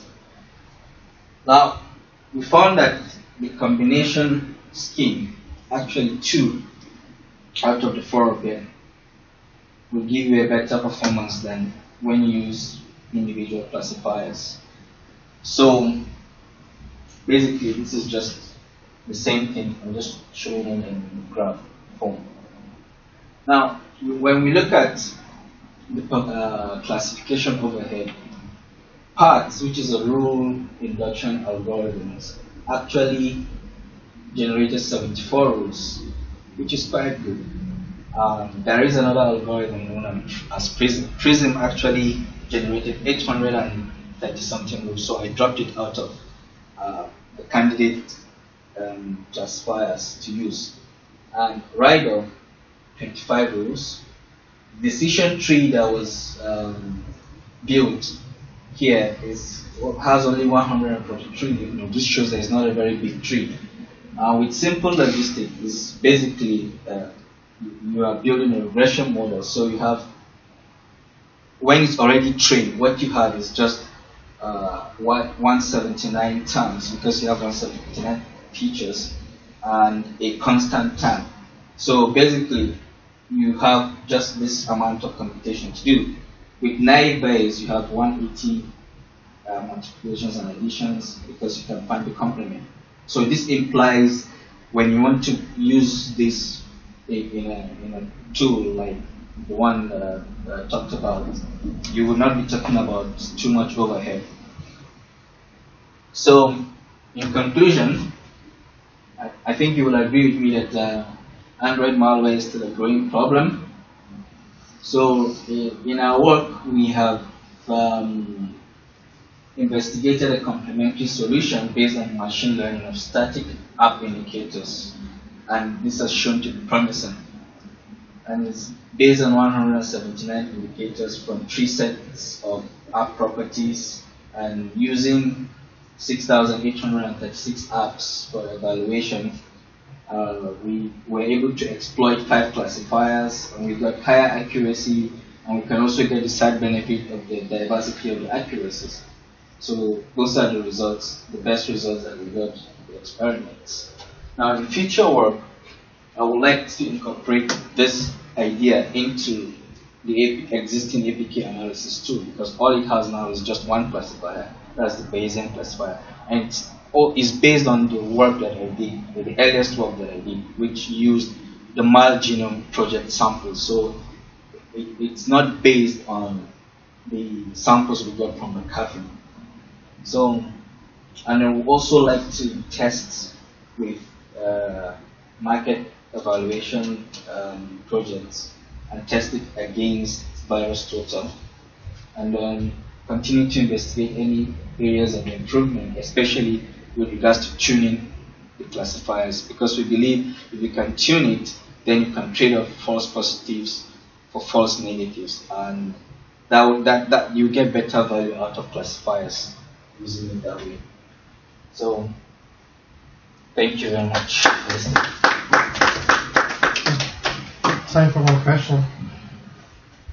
Just one last one. You mentioned that you can also find malicious applications in Google Play. Yeah. How's that? Yeah. Have you tried to run it in your classification? No, it's been reported. I mean, it's widely reported. For example, Droid Dream. Yeah. One of the fans, Droid Dream is popular. Was found in March. Is that so? I know some names of families. They've been found but removed. But what's interesting is that by the time they were removed, they had already been downloaded by thousands of people. In one case, 200,000 people had already downloaded. Actually, there is a very popular one that I can't remember the name, but this was actually a tool that was made as a mock of an app provided by Android, by Google, to remove a known malicious app. So that's quite popular. You can find blogs talking about this. Just one more question. Is it like that the application is tested for 5 minutes, or how long you are testing it? You're talking about Bouncer. Yeah. Yes. Some hackers found out that you're trying to test that capability, because Google made a lot of noise about introducing Bouncer when there was talk of too much malware being discovered on Android platforms. So they came up with Bouncer as an answer to the malware problem. So then the hackers then tried to demonstrate at a DEFCON conference that they can actually circumvent it. And it's only after they made noise about it that the app was removed. So okay, yeah. Okay, thank you for that. So our second speaker today is Satish Pedru from India, Department of CSE in Roorkee, India. So I'm not going to take time. I'm going to just give the floor straight over to Satish, and you can talk about malware detection using network traffic analysis. Yeah. Okay. So I'll give it 20 minutes. Good morning all. I'll be discussing on malware detection using network traffic analysis in Android-based mobile devices. So I'll try to skip. This is one of my master students' paper. I'm here to present that paper.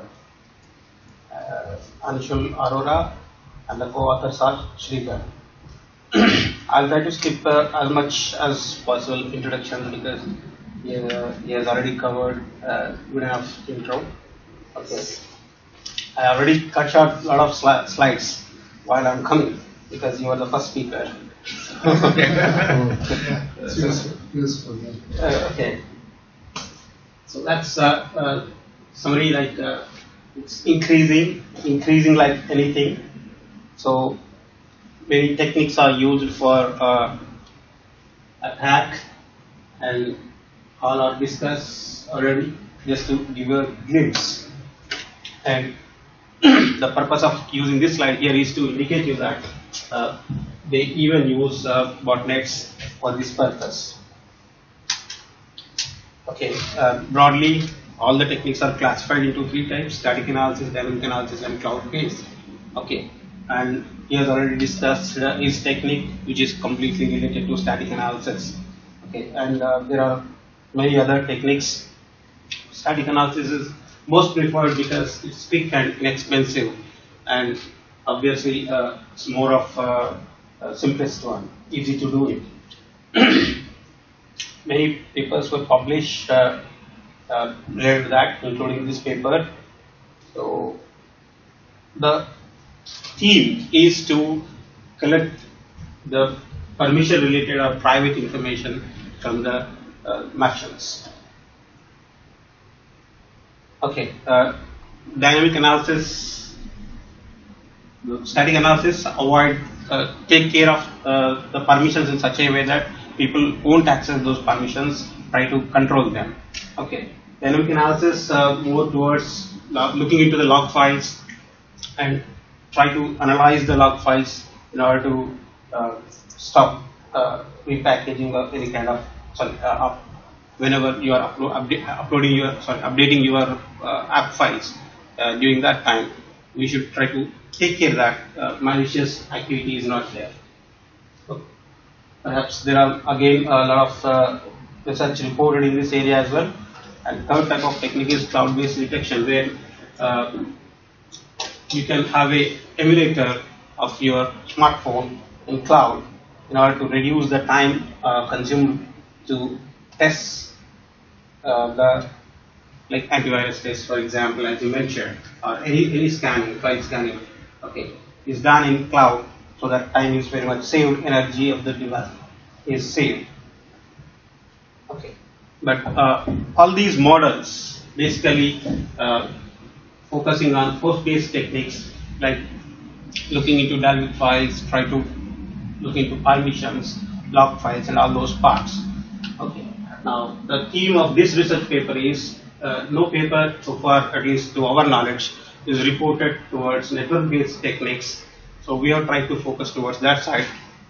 Okay, and this is the first of its kind attempt to analyze the network traffic of smartphone devices, and a small start because most of the traffic is due to a lot of online transactions, and that's the reason why we have started looking into that. So that's why I say that it's a small start for a very big end. Okay, so given this significant growth of Android malware, there is a pressing need to defend against them, and this work aims to detect the presence of malwares on Android smartphones, focusing on those malwares which connect to some server in the background without users knowledge. Okay, the idea of this work is to be perhaps limited, very much limited.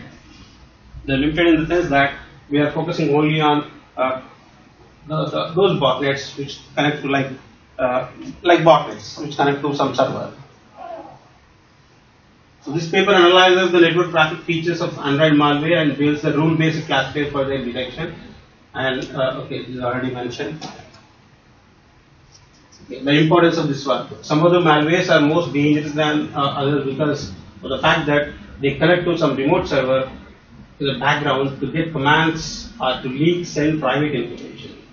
And okay, more or less same thing is repeated.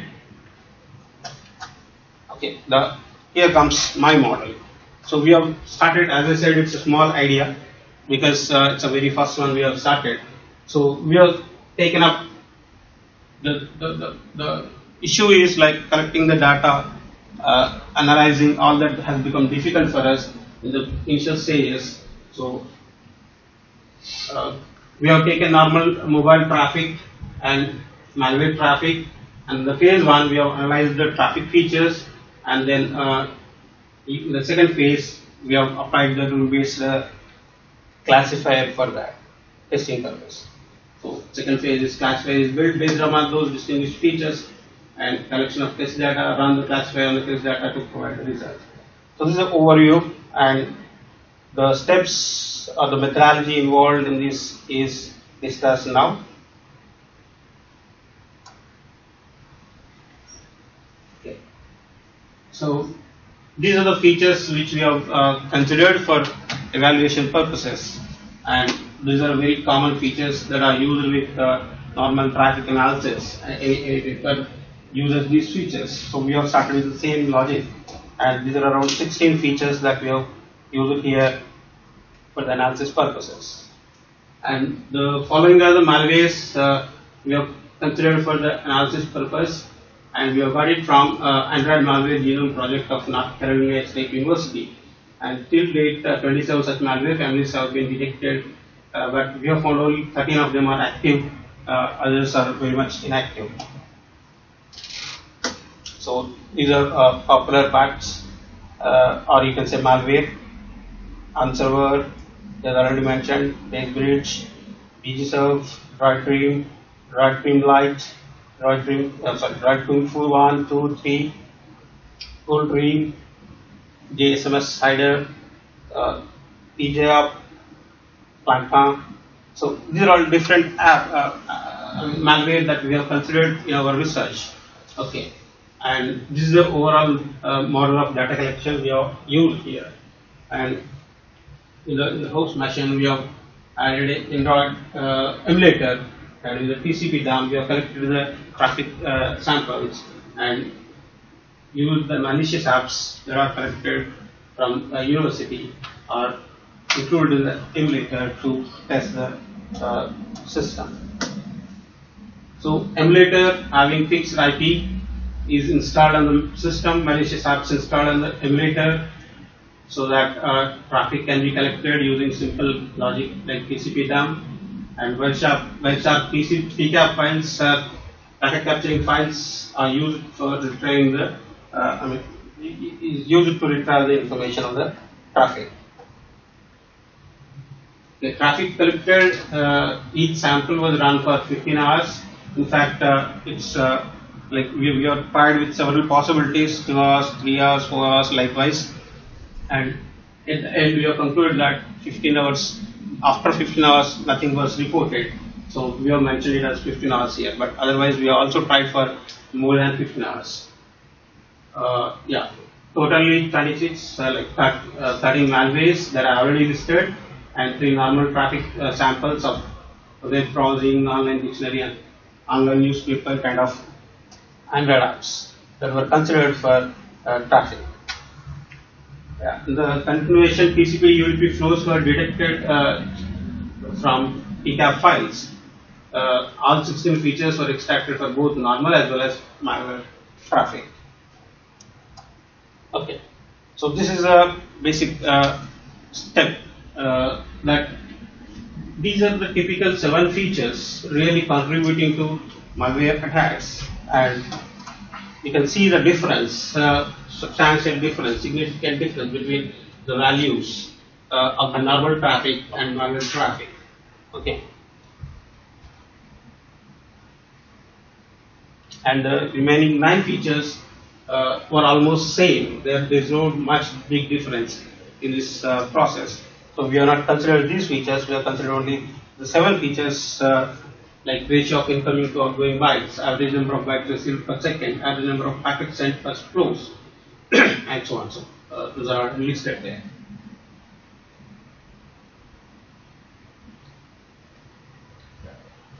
As I said, we have used rule-based classifier as a very small beginning, as I said, though there are many other classifiers.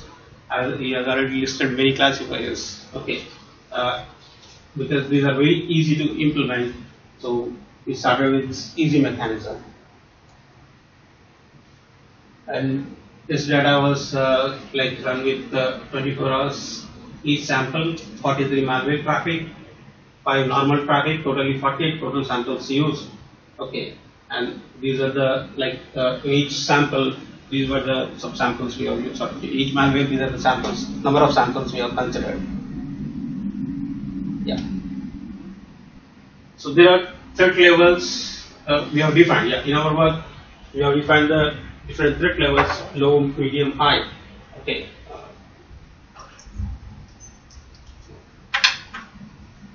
Okay. So low, only number of. It's all based on number of features matching. Out of 7 features, how many features are matching? based on that, we have classified into three type categories: low, medium, high risk. It's around 30%, 30 to 70, 70%, and so on.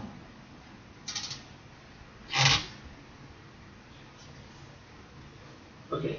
So in conclusion, the results indicate that out of 48, the remaining 5 are malware, normal traffic. Out of 43, 3 were reported as a misclassification, otherwise all were properly detected. So malware traffic test data, 43 samples classified that. Okay, out of total 43 samples, 36 shown as high risk, 4 as medium risk. So we have together felt it, considered it as high risk only. Because they are prone for malicious activity, and normal traffic we have treated as low risk. So these 3 which are reported as low risk are part of normal traffic we have considered. Though it's not, there is a possibility still that it can be risky. And as I mentioned, 40 out of 48 samples were correctly detected. And these 3, we are trying to analyze why these 3 were not properly responding. Okay. And the study says that only 2 features out of 7 features contributing for these malwares. Because of that reason, they are falling only in low risk category. These 2 features are incoming to outgoing packet bytes ratio and average number of bytes received per second match with the range of malwares. So this we try to analyze why it is so. So possible reasons might be that both Anchor and Drive Kung Fu 3 have mechanisms to evade detection, such as dynamic loading capability, or you can say like encryption techniques used for CNC server addresses, which are a little bit advanced compared to the other techniques. Okay. But still, a lot of analysis need to be done, and further analysis needs to be done. So, as I said, in this paper, a traffic analysis is done for detecting the Android malware based upon the network traffic features. To the best of our knowledge, this is the first of its kind, and this approach is not general for all the malwares, only specific to those which connect to some server in the background. So that's all from my end. Thanks. Okay. Thank you. Any questions? Yeah. Were there any false positives from the non-malicious traffic? No. No false positives? No. Okay. Second question, quick one. Yes. What tool did you use to extract the features from the traffic traces? Did you develop your own scripts, or is there? Yeah, we develop our own scripts. Right. One of the things is that you have tested everything on an emulator. On an emulator, you don't have access to a lot of sensors like GPS data, front camera, back camera. So whether your location data was trying to upload and things like that, that is something that needs to be figured out. And whether the camera is turning on. For example, you're watching a video, you will not realize that your front camera was on because there is no light on the phone.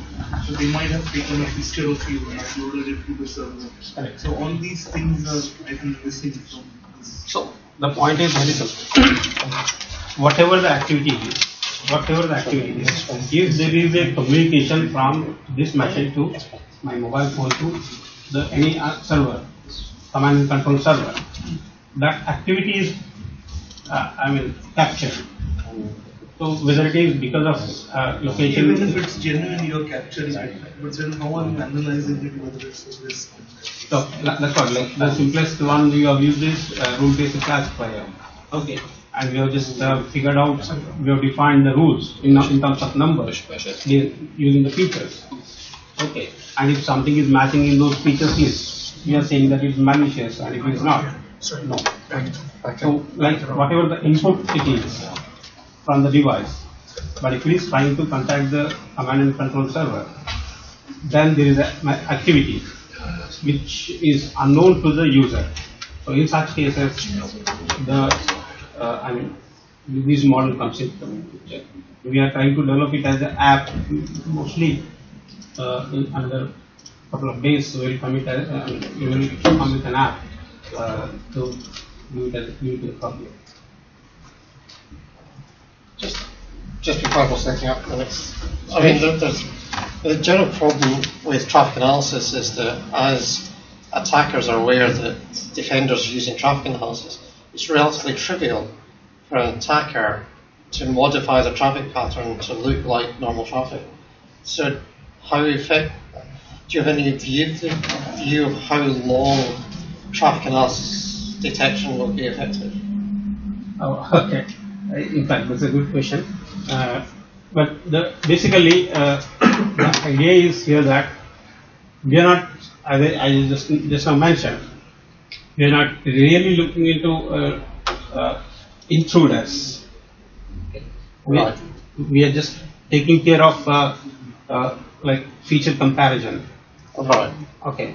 So, like if some intruder is there, and there is a, I mean, change of data, whatever you call it, yeah, then it is sent to command. I mean, it's a separate aspect. Right. Like the app cannot know about that. Yes. The app or device cannot know about that. That's true. Yeah. Right. So, so that's why I don't think so. It's business related to app or I mean device. Okay. Actually, what you asked is the subject of another PhD, Yeah. which is done where you have which is the one. that attacker, that smart attacker that can adopt to cheat the system, the system. Okay. That's it. Okay. So, this one has it. No, that was the Is that? Yeah, thank you very much. Okay, thank you. Actually, the presentation was prepared. Yeah, that's it. So this is the last one. Yeah. This is the last. This is one for this afternoon. Yeah. No, this is a proper one. This is Victor's chair. Yeah. This is Yeah, it's fine. This is the. This one. Yes. This is the original plan. Okay. The original program. So no change. Okay. It's fine. So it's not in this one. So that is all. Yes. Okay. So Victor. Yeah. So yeah. So Victor's going to talk about interference cancellation use of distributed phase shift recall here. Apply something for. How can I switch the slides?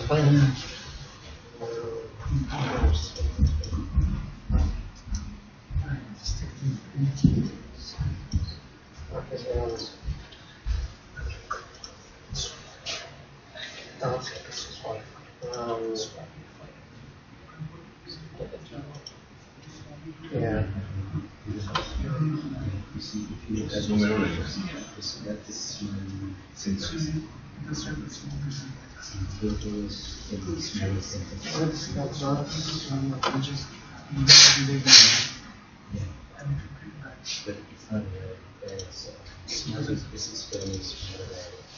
which is that one.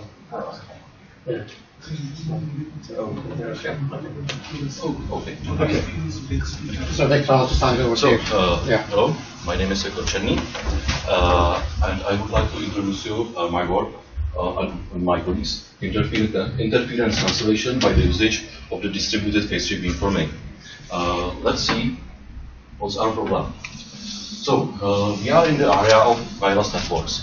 One of the most problem in wireless networks is a shared transport medium, which leads to interference, which causes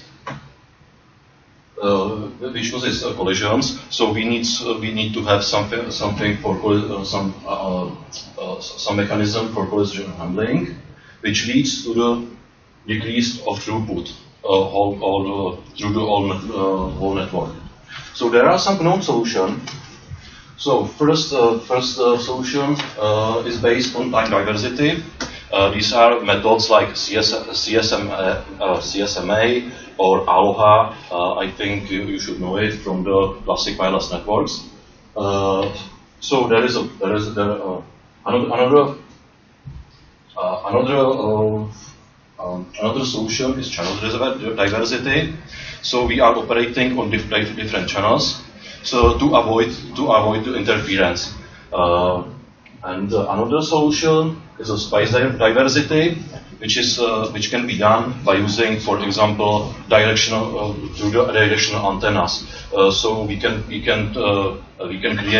the narrow beam to reach our destination.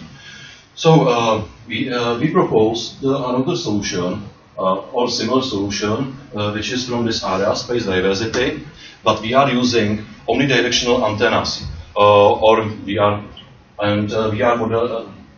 modeling it by ideal antennas. So this type of antennas have a radiation pattern which has a shape of the circle. So it's very easy to modulate, to simulate, and but there is a problem because omnidirectional pattern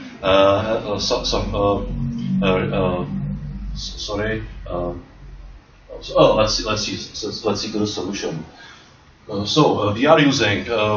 We are exploiting the interference, our big enemy, which is interference. So interference, there are two types, two border types. Let's say. So we have constructive interference and destructive interference. So we can see here because signal is a wave, like electromagnetic waves, and this is its behavior. So we can use the constructive interference to reach bigger distance, or destructive interference to cancel the signal. So let's see in this picture. These are two transmitters which are transmitting the same signal, exactly the same signal. So and these circles, these are the amplitudes of every wave, which is spreading from the source, and we can see that there are some on these crossings. We can see that there are maximums of signals, and in the empty spaces there are minimum signals. There is almost nothing. So if we create the lines through these maximums, we can obtain completely new radiation pattern. So this was the original, was a circle, but we got something like this. So we can see this is very interesting pattern, and there are many of lobes, and there are spaces where there is no signal. So and we try to exploit it. So we can see this is another radiation pattern which was created through the same technique, and it's a same situation like on the previous slide, but the phase shift of the signal is by a quarter of pi. So there is another example. Half of pi. So we can see that we can change this pattern only by changing the phase of the signal. So, for example, there is another example. There is a distance between these two transmitters, 30 wavelengths, and phase shift, for example, so we can see if we increase the distance, we obtain many of narrow lobes. So this is another example with another phase shift, and this technique is common, generally known. It's an antenna array. So this is the model. We have one transmitter, many of antenna elements, and every element has its own phase shifter. So we can create various radiation patterns. So our solution is to create distributed antenna arrays. So we don't have any central transmitter. We have individual transmitters with their own phase shifters. And so this technique is pretty new, but there are some conditions in order to work. So First condition is to have that all transmitting devices needs to sending exactly the same signal. So it means that we need to have the data for the transmission present on all transmitters. Another condition is that these modules needs to be precisely synchronized, because we are in the timing needs to be precise, because it is in order nanoseconds. So this is a problem. This is a hardware problem. We have a solution for it, but this is work for another article. But we have some publication, and my colleague Alex Mouka done it through this PhD studies.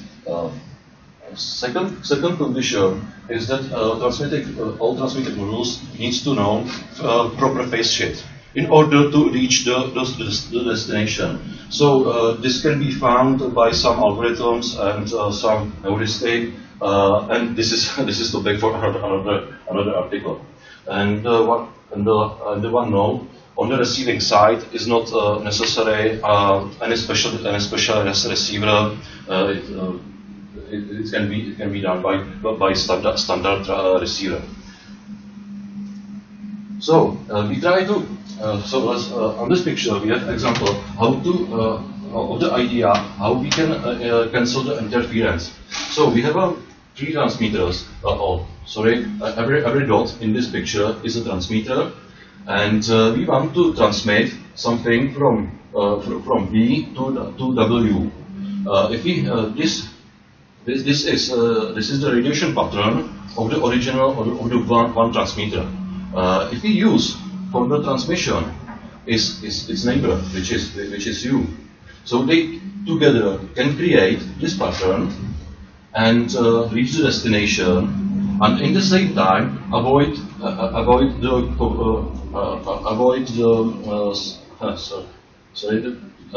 I try to say it differently. These transmitters are not covered by the signal, so they can communicate. So they can receive some other signal. And one node, you can see that original pattern can reach the transmitters which were not reached by original pattern. But this is not so big problem. So this is another example. So we can see that this is a classical transmission. We have two circular patterns, and node U transmits to the W, and we can see through this transmission he covers six other transmitters, and if we use this method, so we can see we are covering only three transmitters, only three because these transmitters are free from the signal. So in order to compare these two methods, we need to define some metric. So metric is very simple.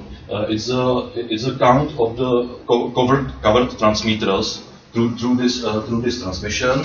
So, for example, this is coverage for one direction.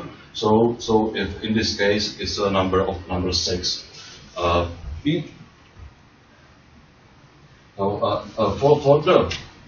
For the method, sorry, I didn't mention it. The method is distributed. We call it distributed phase shift beamforming. And with this method, we can see that we covered only 3. So this is the definition. But there are two problems, because the original pattern can give in some cases better results. So we need to choose what's better. Because if the original pattern is better, so why do we change it? And there is another problem. We need to incorporate to the equation probability for the data. Sorry. Like I said, we need to have the data on both transmitters. but we don't want to distribute the data because this is the delay, and we don't want to delay. So we can use so if the data goes through this path, we can use it because both of these transmitters have data. But if data goes through this transmitter, we can use this use this enabler because it would be the unwanted delay because we need to distribute the data of the other transmitter. So so this is a complete metric. So we define the coverage from one direction, and if we add coverage from both sides of the connection, so we obtain the coverage of the edge. Or edge is the connection between the transmitters, and at the end we can calculate the average coverage. So and the same for the so this is the same, almost the same for ideal antenna and for the beamforming. So this gives us two numbers which can be compared, and smaller number is better. So this is an example of algorithm which applies this metric on all network, on all edges in the network. So simulation, we made a simulation. We generated 10,000 networks. Every network with 100 uniformly distributed transmitters, and the area is flat and is squared, and the size is for 42 kilometers times 42 kilometers. So propagation model is very simple. It's simplified free space loss model. There are missing gains because we are using ideal antenna. So in this case, gains are 1. So we don't need to be here, and we are omitting the losses from polarization and losses on effectiveness on antenna. Wavelength is 0.125 meters, which is 2.4 gigahertz. Maximum transmission power is 60 milliwatts, and sensitivity is minus 100 decibels. So these are the parameters for real devices which are trying to modulate. To be complete, it's a XB module. XB modules from the Zigbee standard. So there are some parameters to the simulation. So the first parameter is the network density, because we were expecting that results will be different according to network density. Network density, what is it? The network is so we need to define the topology. What's the topology? Topology is some subgraph of the original network. So there are many of connections, and there are some topology control algorithms which deletes some connections from this graph, and they are able to create different density, various density of the network. And the parameter is average node degree, which tell us average count of neighbors of every transmitters. So we can for the topology creation, so we want to have one network, and for every network we are created various of topologies with different network density. We are using topology control algorithm, two algorithms. Loop-based beta skeleton and circle-based beta skeleton, because they can be parameterized to create different results. So these are examples. These are examples of one network with different topology, and we can see that average node degree is different for every network. So we can see the changes between in number of connections in this network. So and another parameter is the signal to interference ratio, because we want to be too close to the reality. So there are many levels of the sensitivity of the nodes.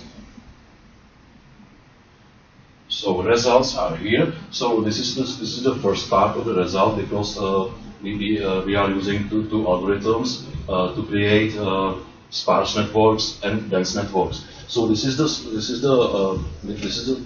result for the sparse networks. So we can see there is a network density on axis X, and this is the improvement in percent. So and these are the various SIR levels.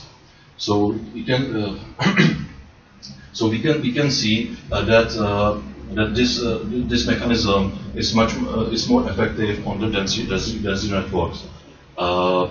We are expecting that SIR level will influence the result.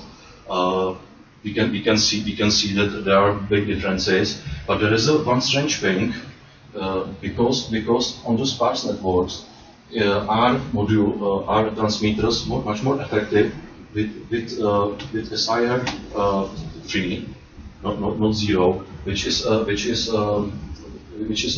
was not expected, and this is a thing that we cannot explain that, now. So we are working on it, but we are not sure what was this.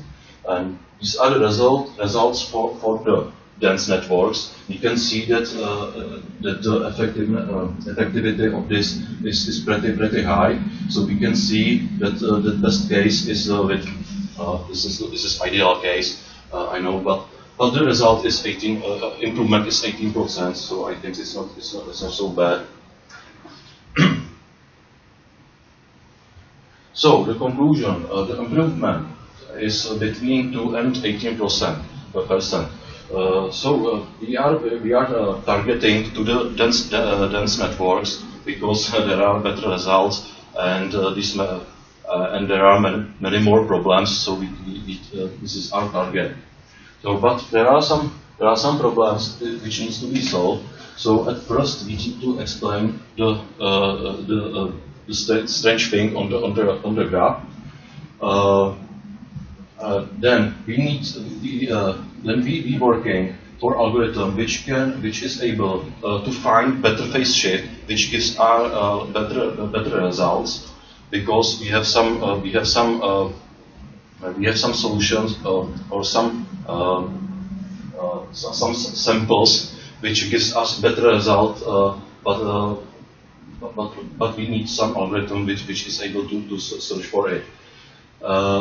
And we want to create a topology control algorithm which involves this method, and the same we need to create some media access control which can exploit this method.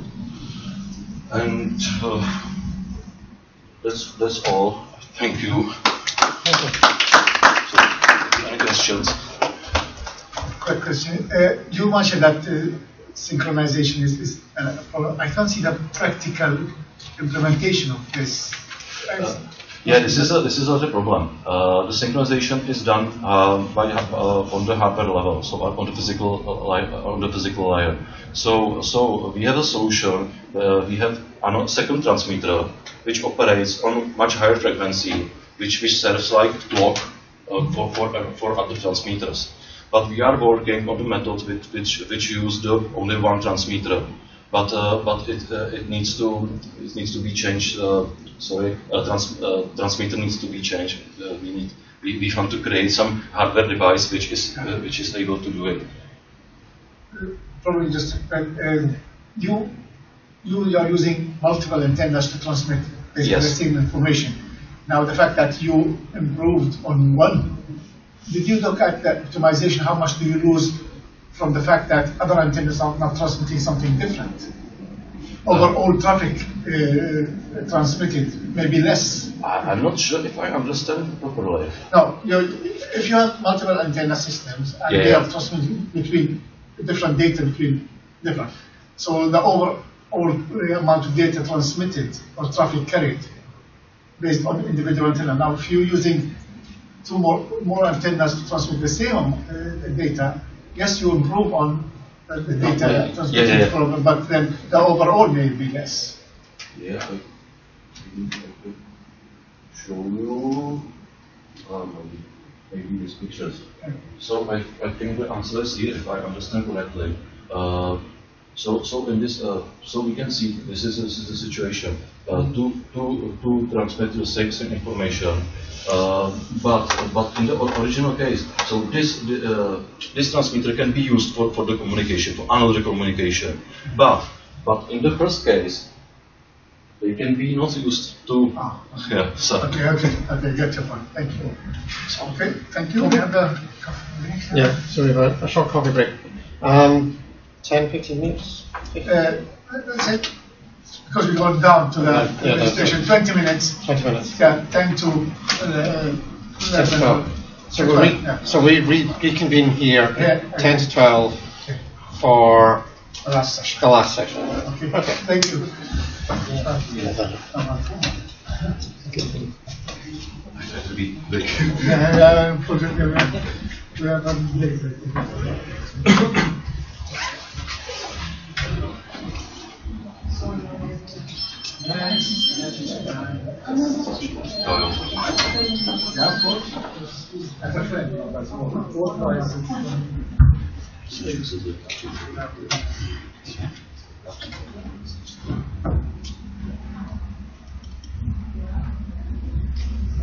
It's out of scope because he wasn't the first day and he swapped him. So that's it's a team change. Because he was scheduled at the first day. He didn't come, so we have to swap him. So suddenly from mobile applications.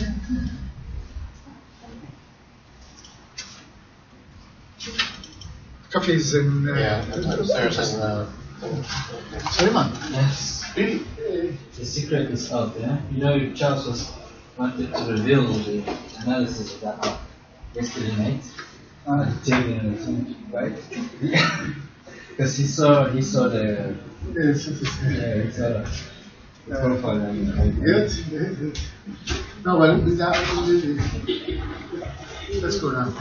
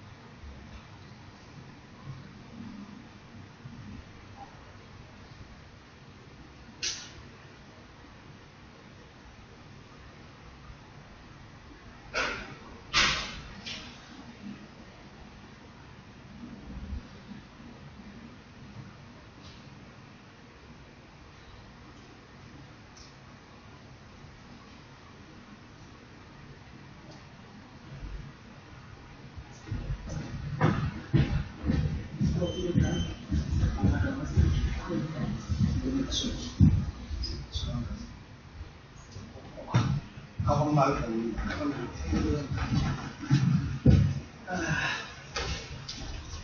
tak boleh masukkan Perancis kat dalam surat. Betul dia.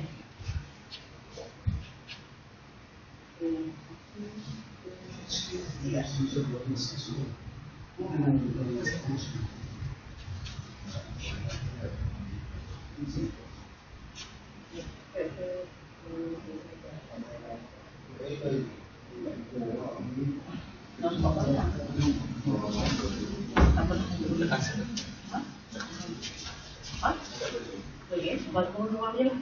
Nampak ni sikit. Terang tu dia.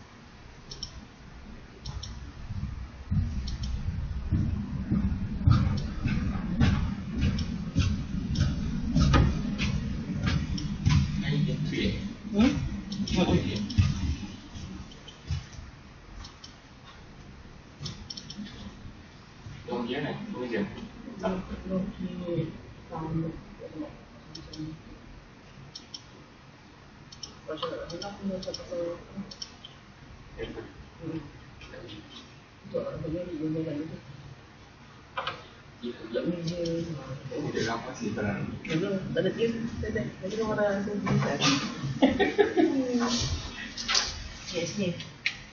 Dia tangga ni poster tu kan? Ada. Ya. Ini yang Tangga. ini yang tangga yang ni.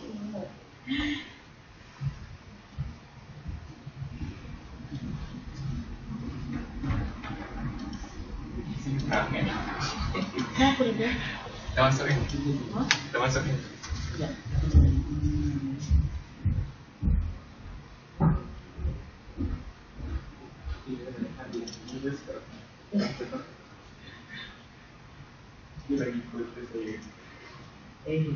Dalam dada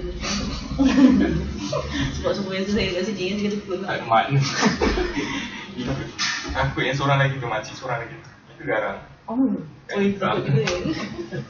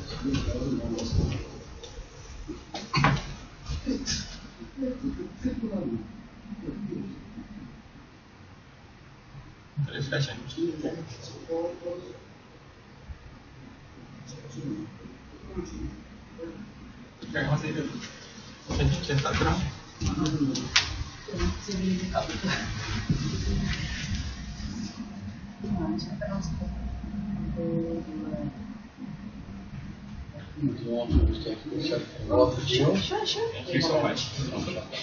Just move because the light, yes. The light. Yes, it's coming in. Yeah.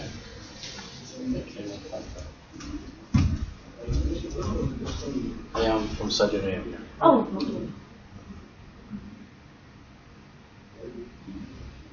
Originally from Medina.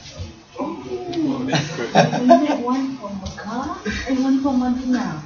Medina is from Mecca. Right, you know Medina? One of the presenters? I don't know. I didn't come yesterday. Oh, you didn't come? Are you one of the presenters? Yes, because the last one. The last one. Because we are in B7.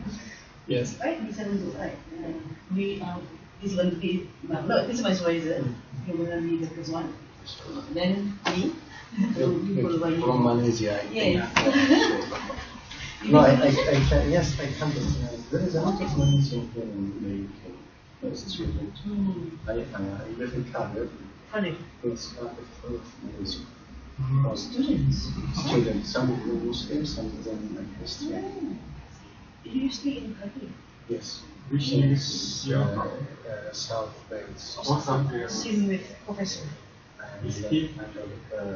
Professor has worked as well. He is also very good.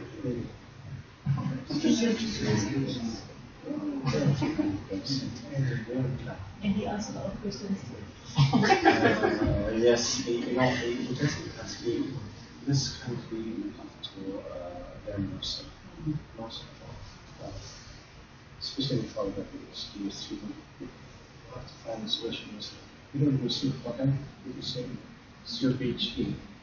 Yes, Spain. Yes, you have to seek for knowledge yourself. This is the point of case. It's different than that. They teach people like training. So that. So, where is really you know, in my country, we used to do you know which session? B7, right? We are in the room. We are for the B7 parallel session. You are presenting? Yeah. Okay. Yeah, these are like mobile. I am Abdurrahim. We need the first presenter. You will be the second presenter. I think probably the right, or you're the last. I'm the last. right, good. So, four of us is here. So where's the chat? You can put your slides there, no? They just informed that the session will start at 12. Okay. You didn't postpone. Okay. Because last minute changes of schedule, right? Is it? Yeah, updated. Yeah. There's one presenter choose to present. In our session. Oh yeah, I know. So one day. I was first day. But now my session is the last one. Yeah. That was my day. So I see. So you can save your, I think you can save your slide. Yes, you can save your slide inside first.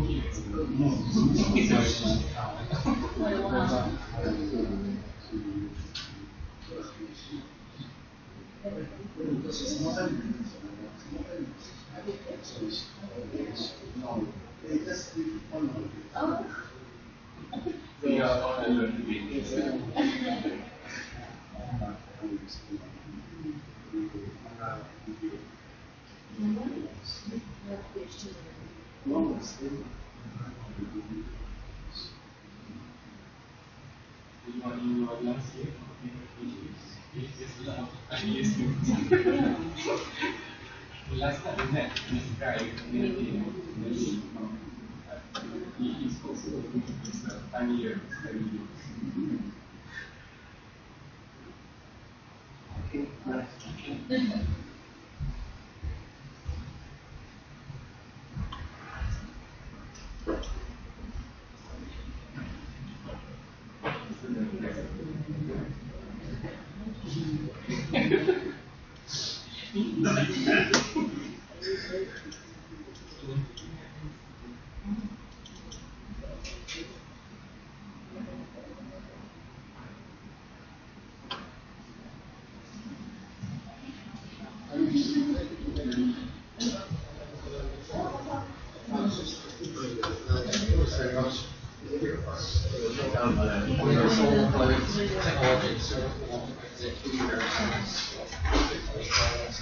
And there was no interest at all in large-scale integrated deployments. So how do you actually talk in semantics of any set of things? Exactly.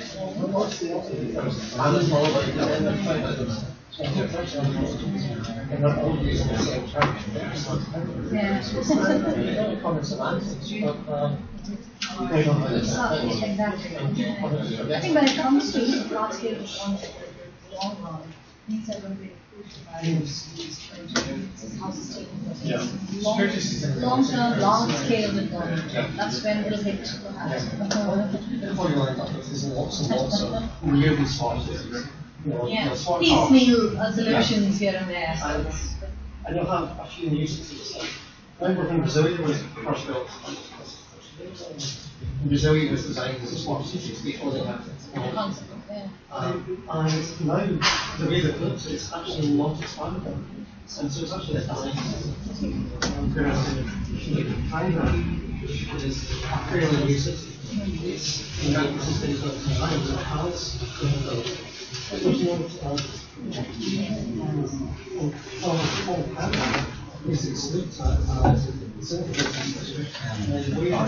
So you're sitting here, sorry? No. You can't. You want to sit here? No, I'm going to be sitting here. What do you use this one? Yes. Let me sit here. For a seat. I can sit there. All I do is I'm just plug it. Yeah.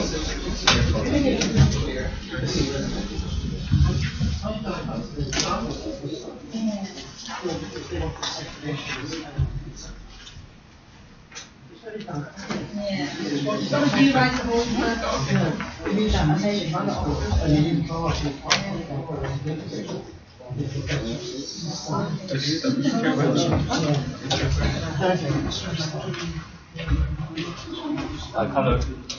Hello. Yeah, nice to meet you. No. I just copied my. Oh, you copied yourself. Yeah, I'm sure. You're Douglas. I present on behalf of my former colleague. Okay. And generally, because I have for the visa, apply the visa. So I can present review to go to Ireland.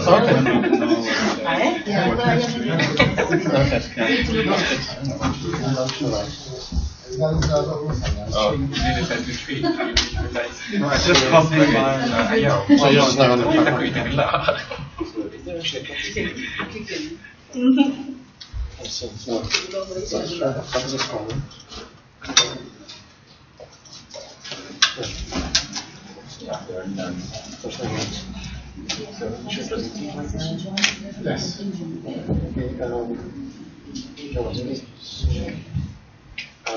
Is the first presenter here? Yes, I am the first presenter. Yes.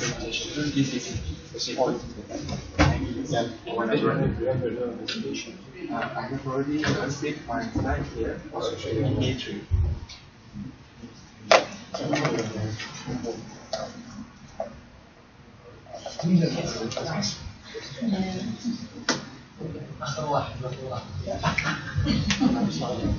This is the last one.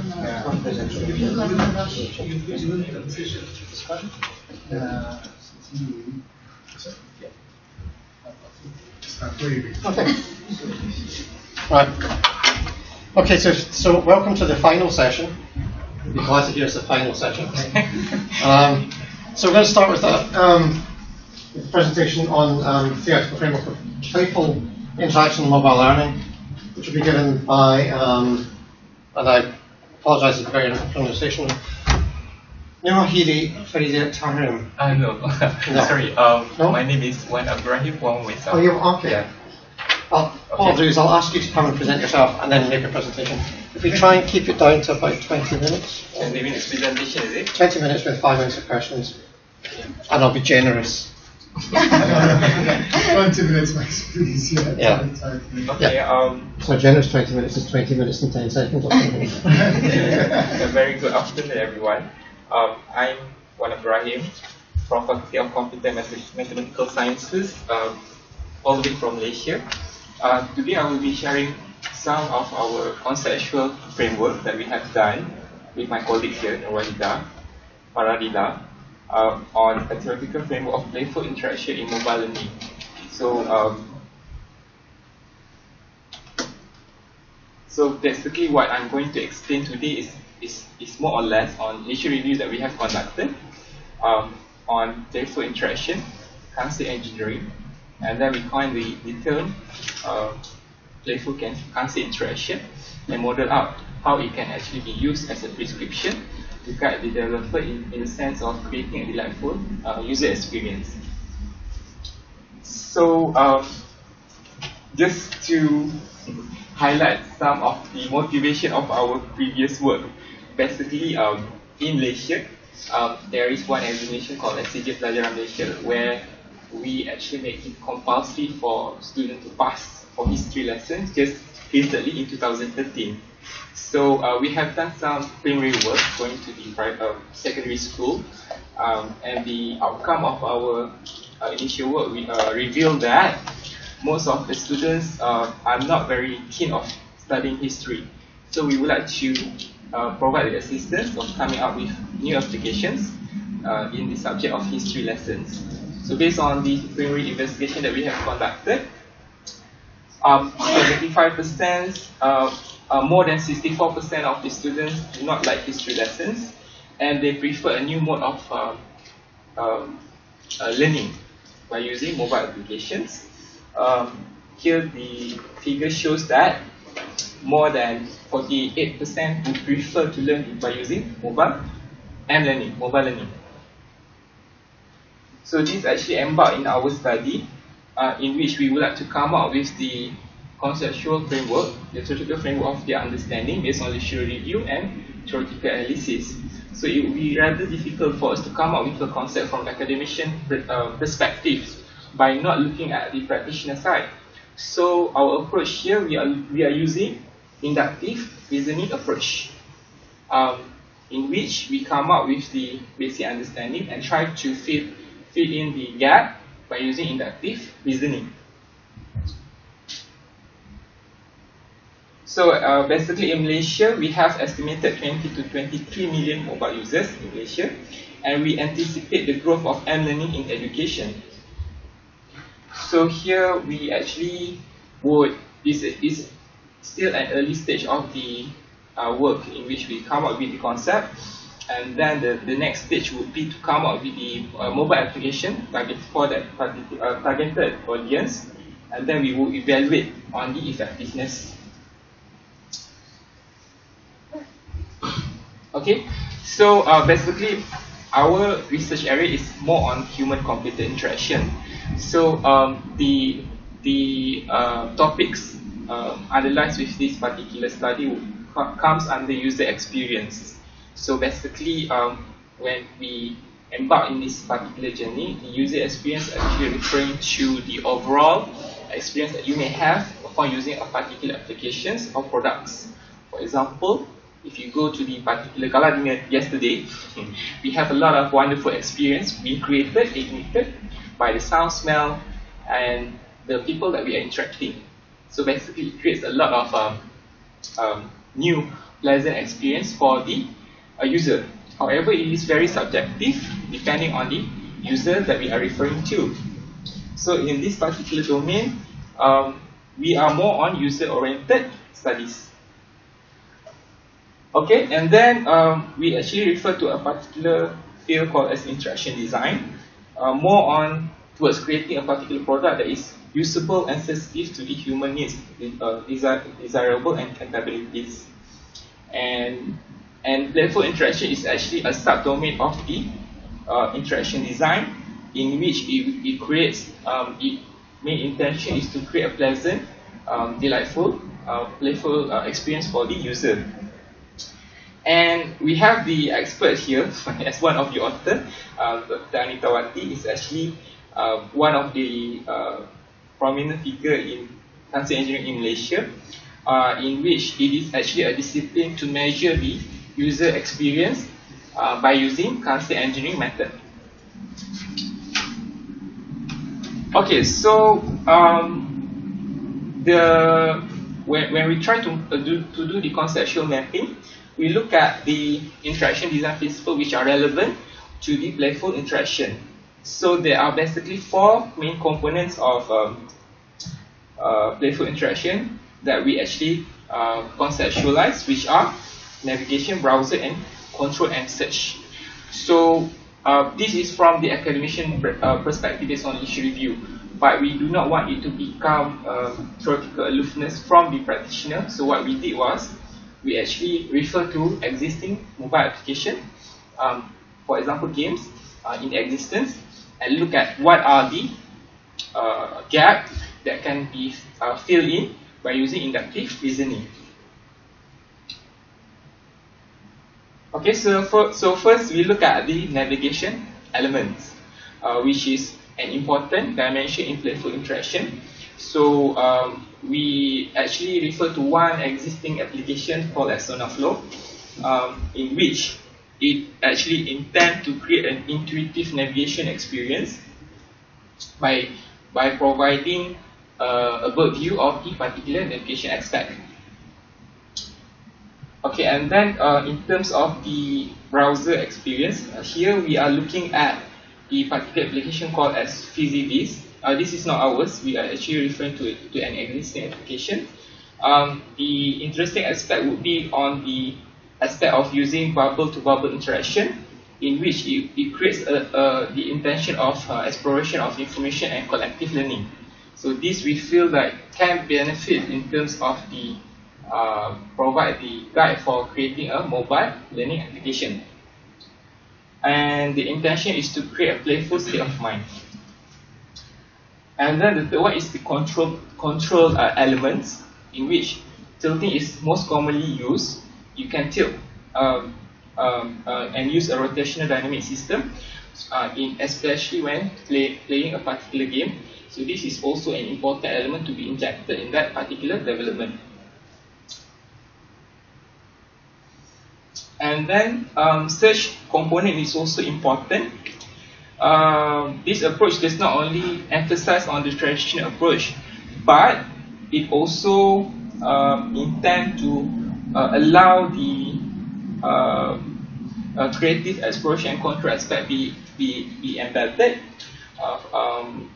As I mentioned earlier, if you provide a bird's eye view to the audience, they will be able to explore at their own capacity. And this is also cancer engineering, which you may not be well aware of, or some of you may have.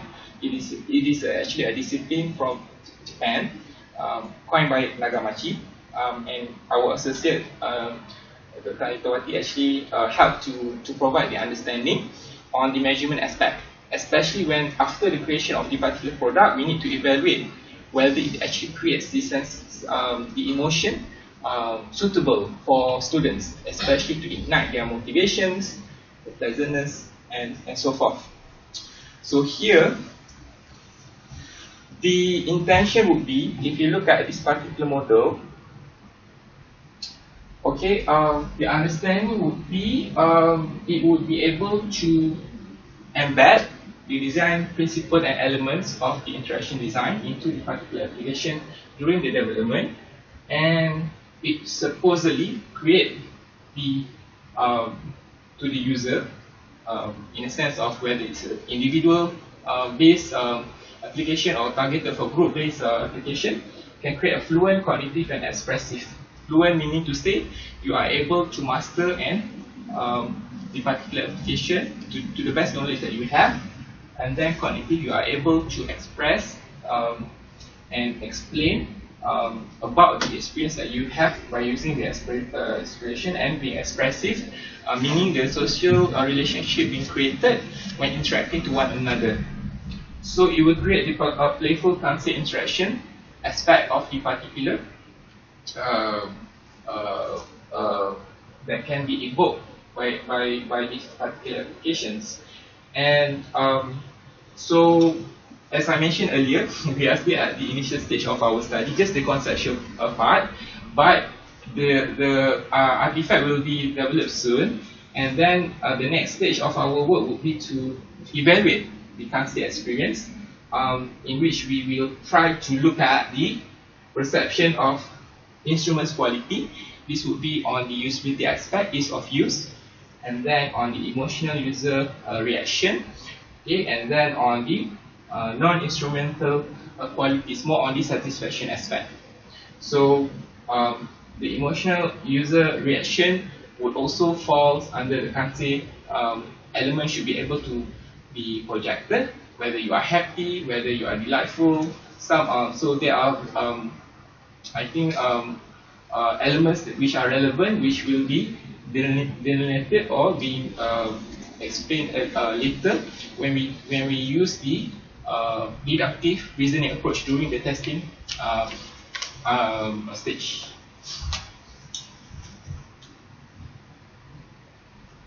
Okay, so basically this is the summary of what I have just explained right now on the how it can actually create to the user, whether individual or group activities by using the particular applications.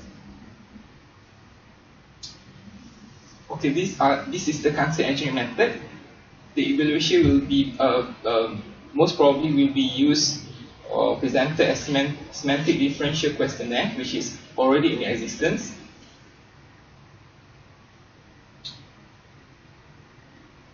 Okay, these are some of the elements which will be evaluated later.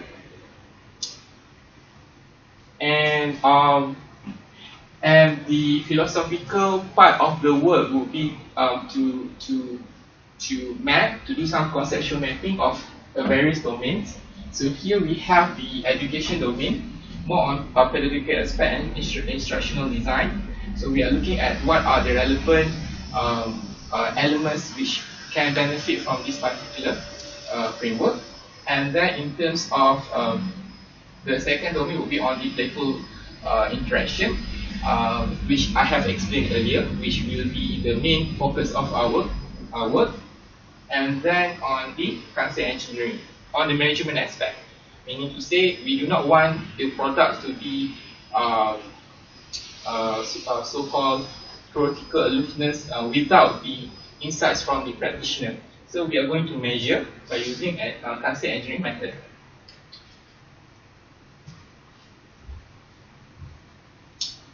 Okay.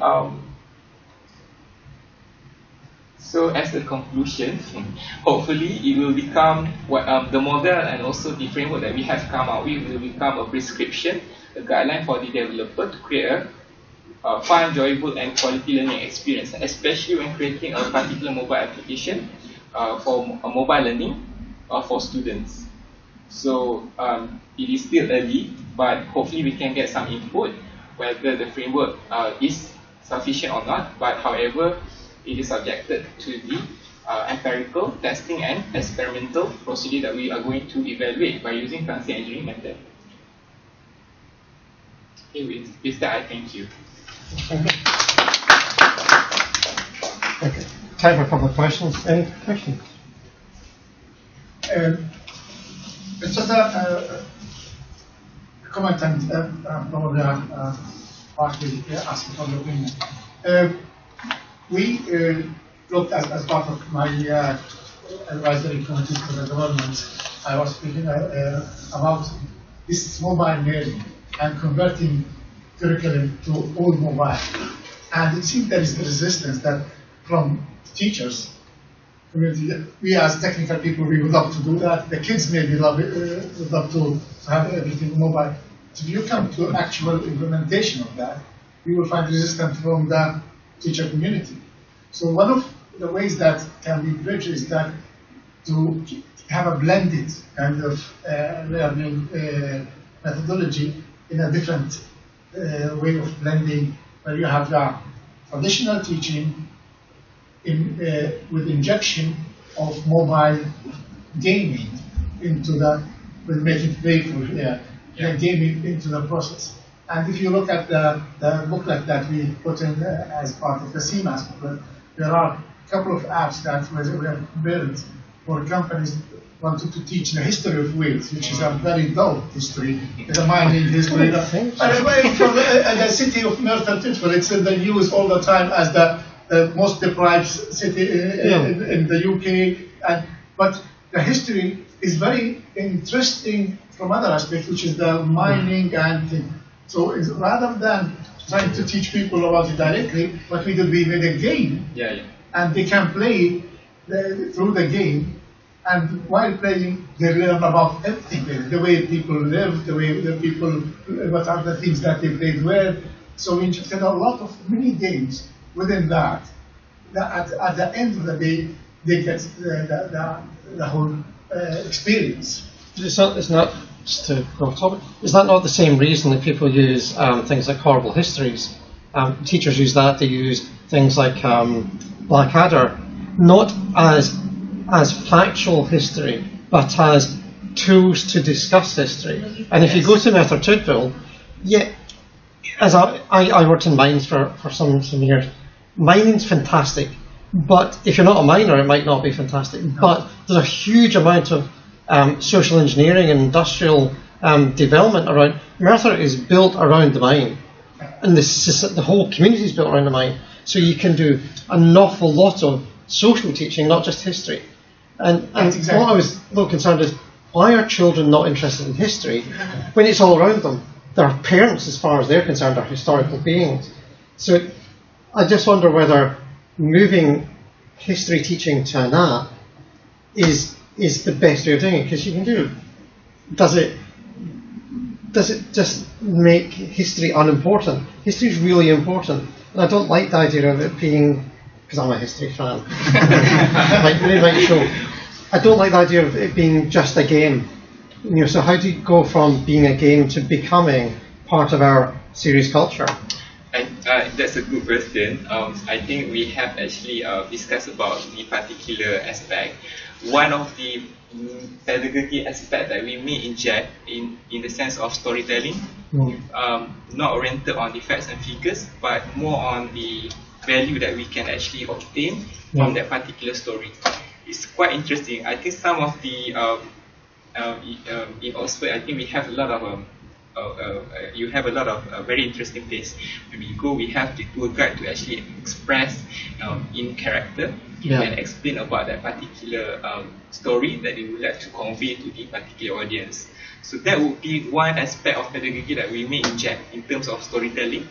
Make it more interesting, not about facts and figures, but what are the value that we can actually get from that particular story. So that is only one example. We are still looking at other aspects as well.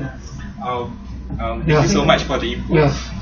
I think that's great. So I think I'd like to see history go beyond kings and queens and when they lived and died. Just 2 minutes of advertisement. Yeah, sorry. Actually, we have just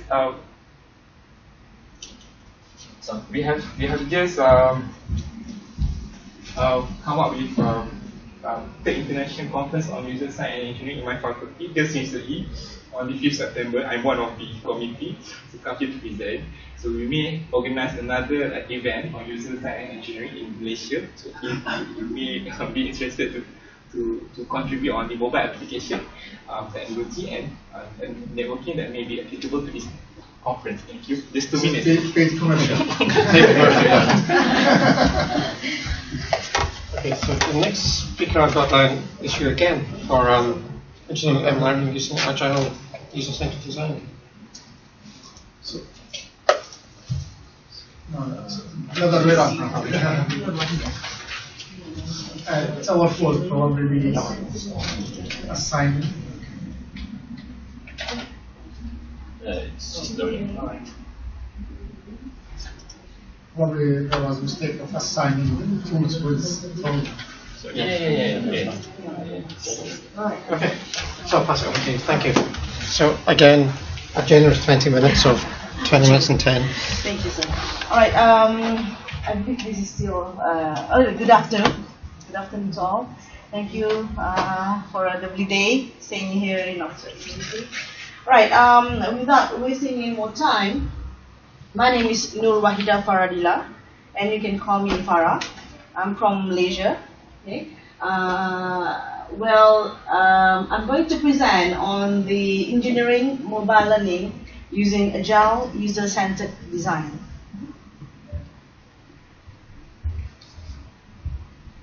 Alright, these are the content layout. We're going to start with overview, and then followed by introductions and research objective, the methodologies that we used, results and findings. We're going to discuss about that, and some conclusions. Alright. Due to proliferations of varieties of products, consumer needs to be educated with the relevant information of the product itself, in the informal setting. Okay, so as for cultural background, health reason, and religious inclinations are considered, which by all of this is influencing factors to the decision on whether or not the user or the consumer can purchase a certain product. As such, relevant information such as ingredients of the food product may provide strong inclinations on the decision to purchase. Right? So consumers may benefit from mobile learning in informal settings. For example, like scanning a barcode and that appeared the ingredients of the content of the product. Right, so these are the overview.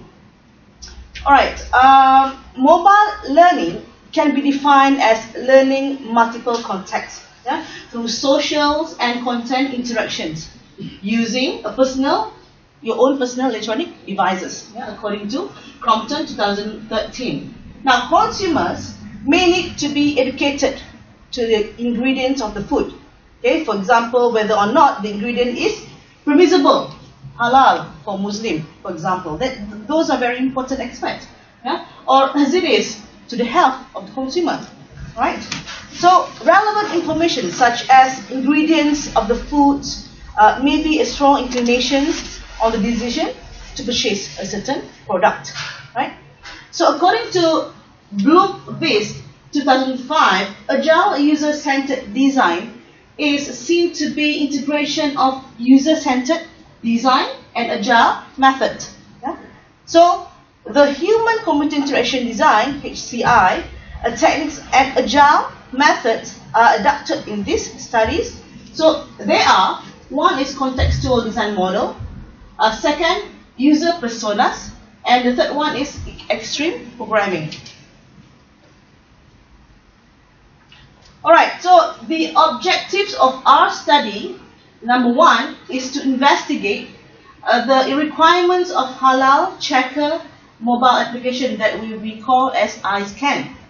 So the method that we use for this objective is contextual inquiry, work modeling, consolidations to a persona, and then the deliverables is a list of users' requirement.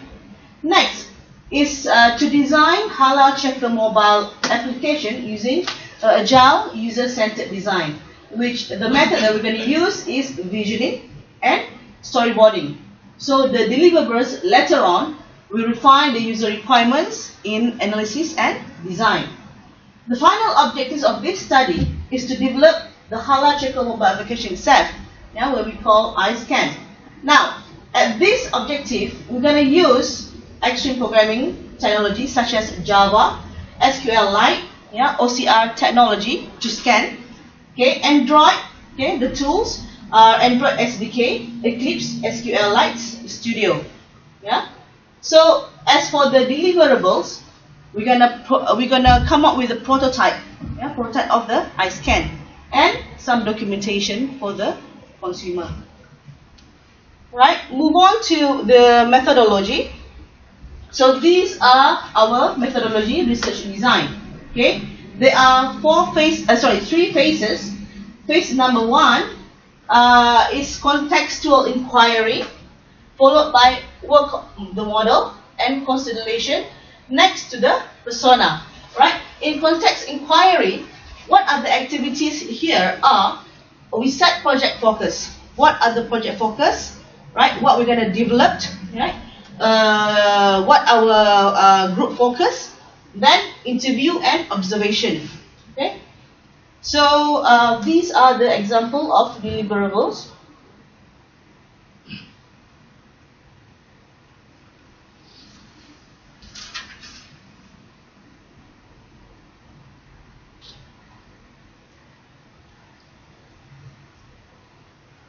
Okay, I can't click on the link. Okay, never mind. Let me just explain.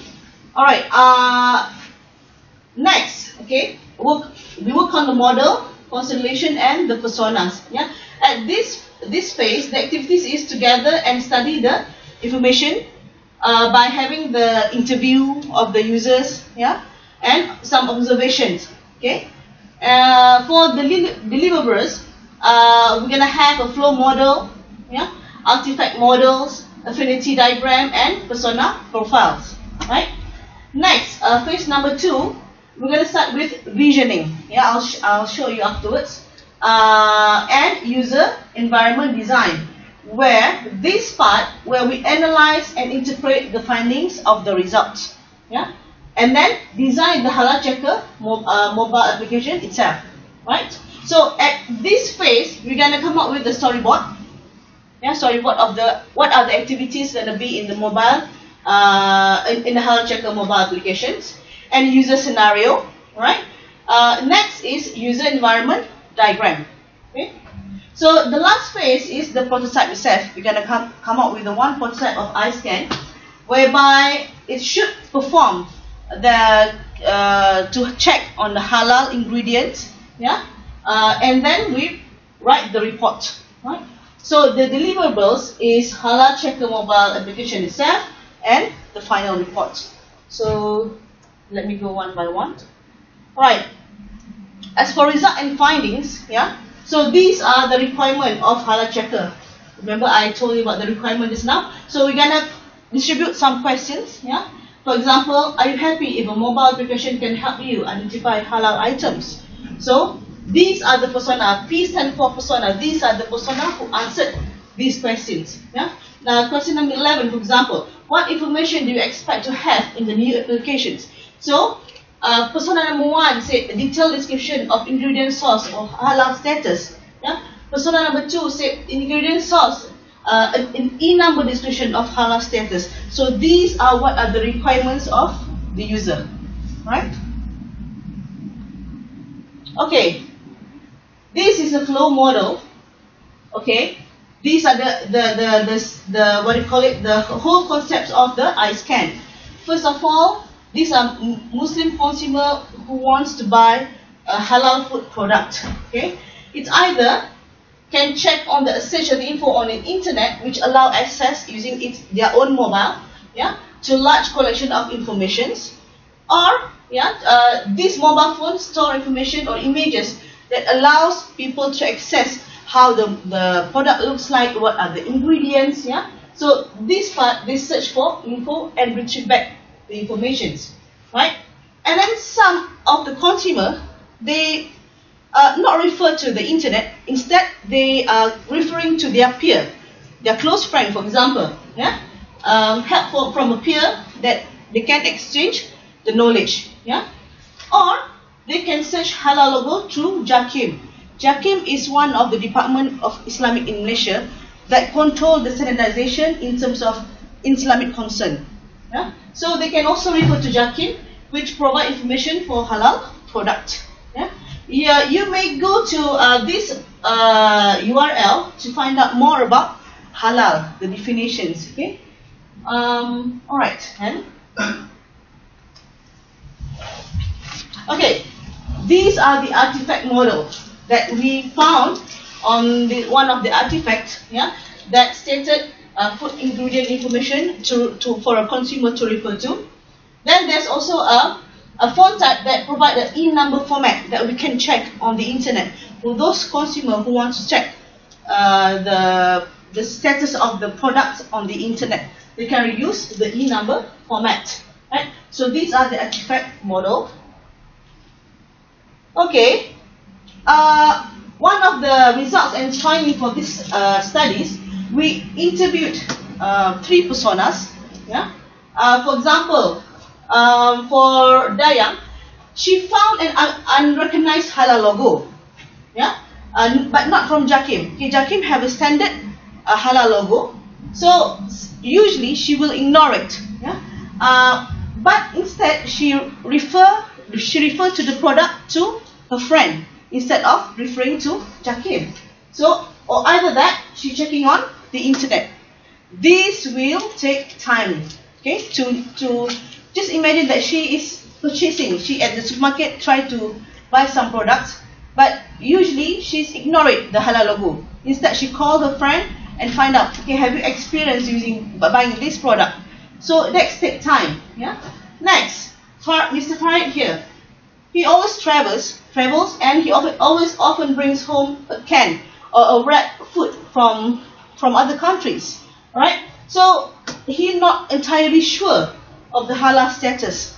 Yeah. Next, we have persona number 3. Mr. Faisal always check further on the food ingredient to his mobile. Yeah. He can when he want to purchase a certain product that he's not sure of, he checks on the mobile. Actually, this is a very good practice. Yeah.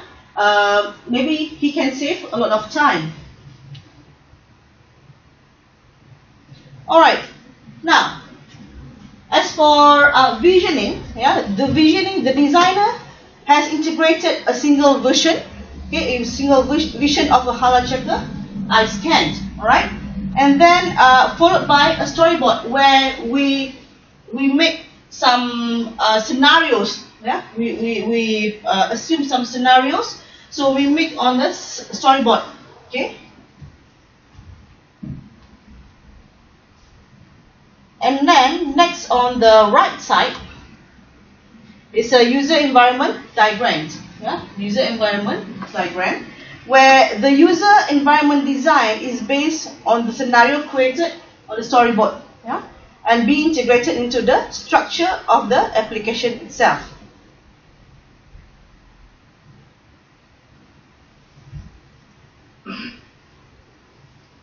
Alright. Now, for prototype in the phase 3, so this prototype is developed by using extreme programming, yeah, extreme programming methods. So we're gonna use Java platform for the web server and Android for the mobile client applications.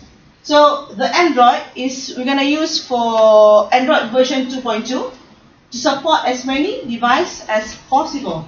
Yeah? So now to support offline operation, the ICE can be used offline. Okay, let's say that area doesn't cover the internet. So the mobile application has its own data storage where it's regularly updated all the information, the latest information, yeah, by connecting to the web server. Right.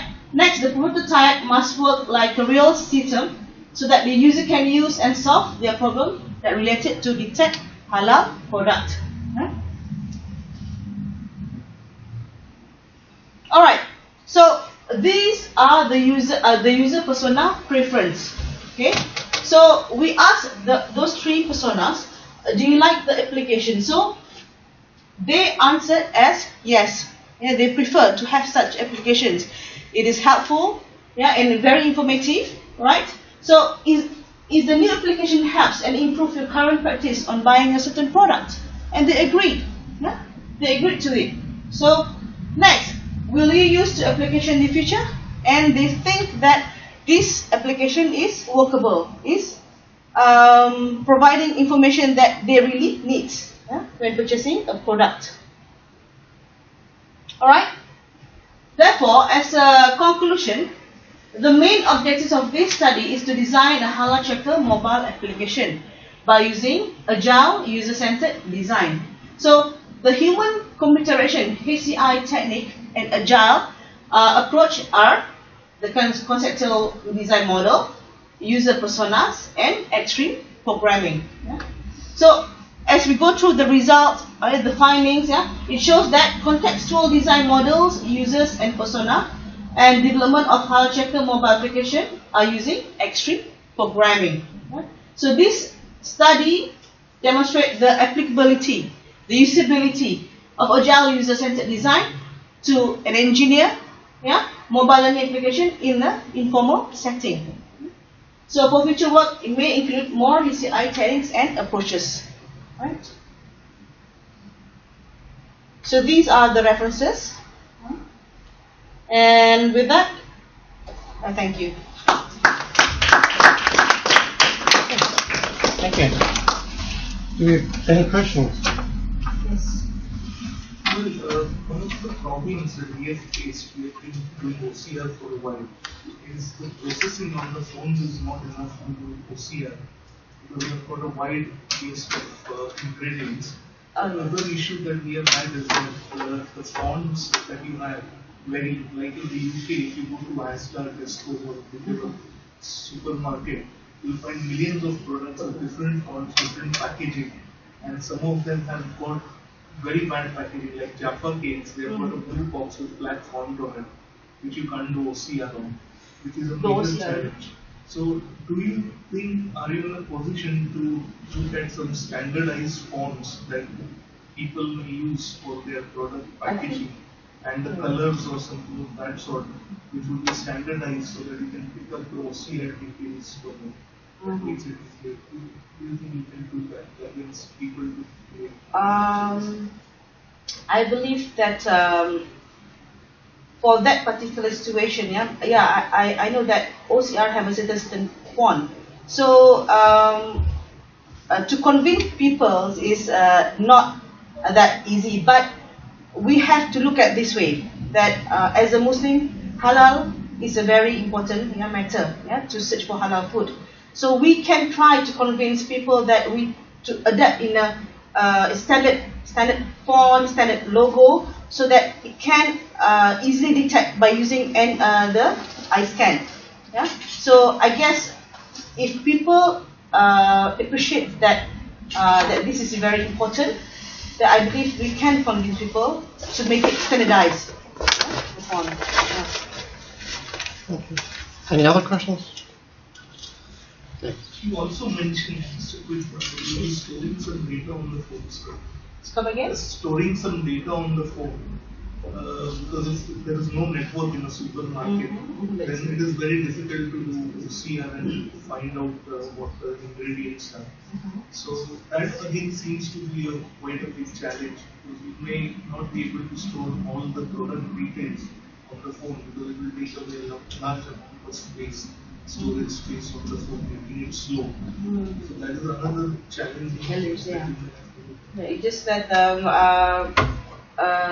we're gonna relate. We're gonna connect it to the web server, and when they detect the network, they keep on updating the latest information, the latest logo inside the application. So that is our biggest challenge to face. We will find a solution for that. But thank you for your input. Okay. Just one comment. It won't solve labelling fraud. I think it's one of the problems we've had in the UK recently, where meat was labelled as beef and it wasn't beef, it was horse. Horse is not all but these are issues that we need to look at as well. So food labelling itself is another issue. I think this is a very positive step forward, so thank you. Yeah, because I think it's not for Muslim as well, but others also needs to know. The ingredients. Well, we can't just eat anything that we buy. Yeah, actually, we need to realize that ingredients of the food is very important, because it's going to affect our health also, right? Not just us, for our kids, for our next generations, right? Yeah, okay, thank you. So. Yeah. On the little station desktop. You put it on the desktop.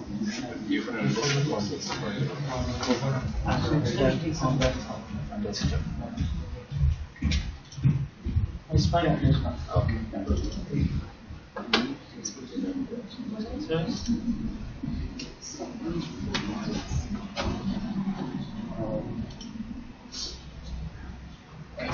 Okay, I'm going to hand over the floor to Neil Wright, who's presenting on behalf of one of his former colleagues. So, It's very pleased to be here, and actually, I've been asked to by one of my former colleagues, Jan Ling. He got some problem to get access to apply for the visa. So I used to work together with Jan Ling. So today I'm going to present one of his work on information, info station-based distributed learning system.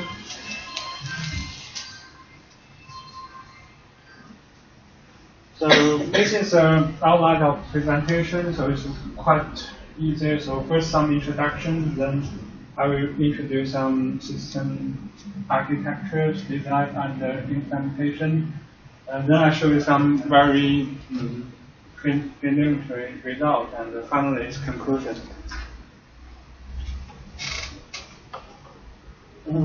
First some introduction.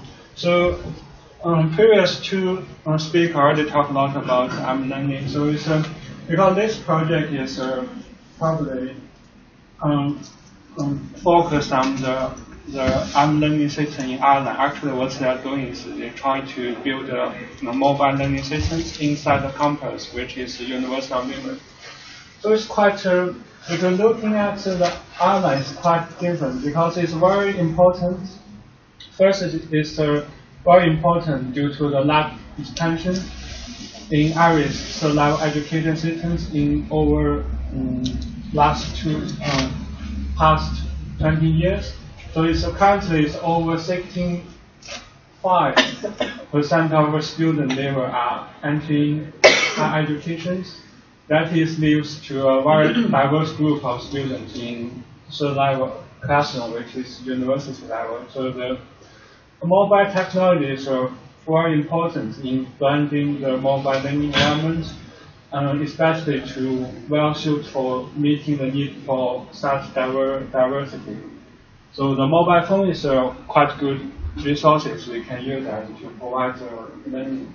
Also, has a huge amount of potential for the architecture levels and to mobilize and facilitate more personalized and contextualized information environment. And finally, it's what they want to do is to provide anytime, anywhere, anyhow. So it's like you got mobile phone, you can move anytime, anywhere, anyhow to get access to some learning objective. And the objective which is adopted to both the preference and individual content. So it's kind of a very personalized online learning system.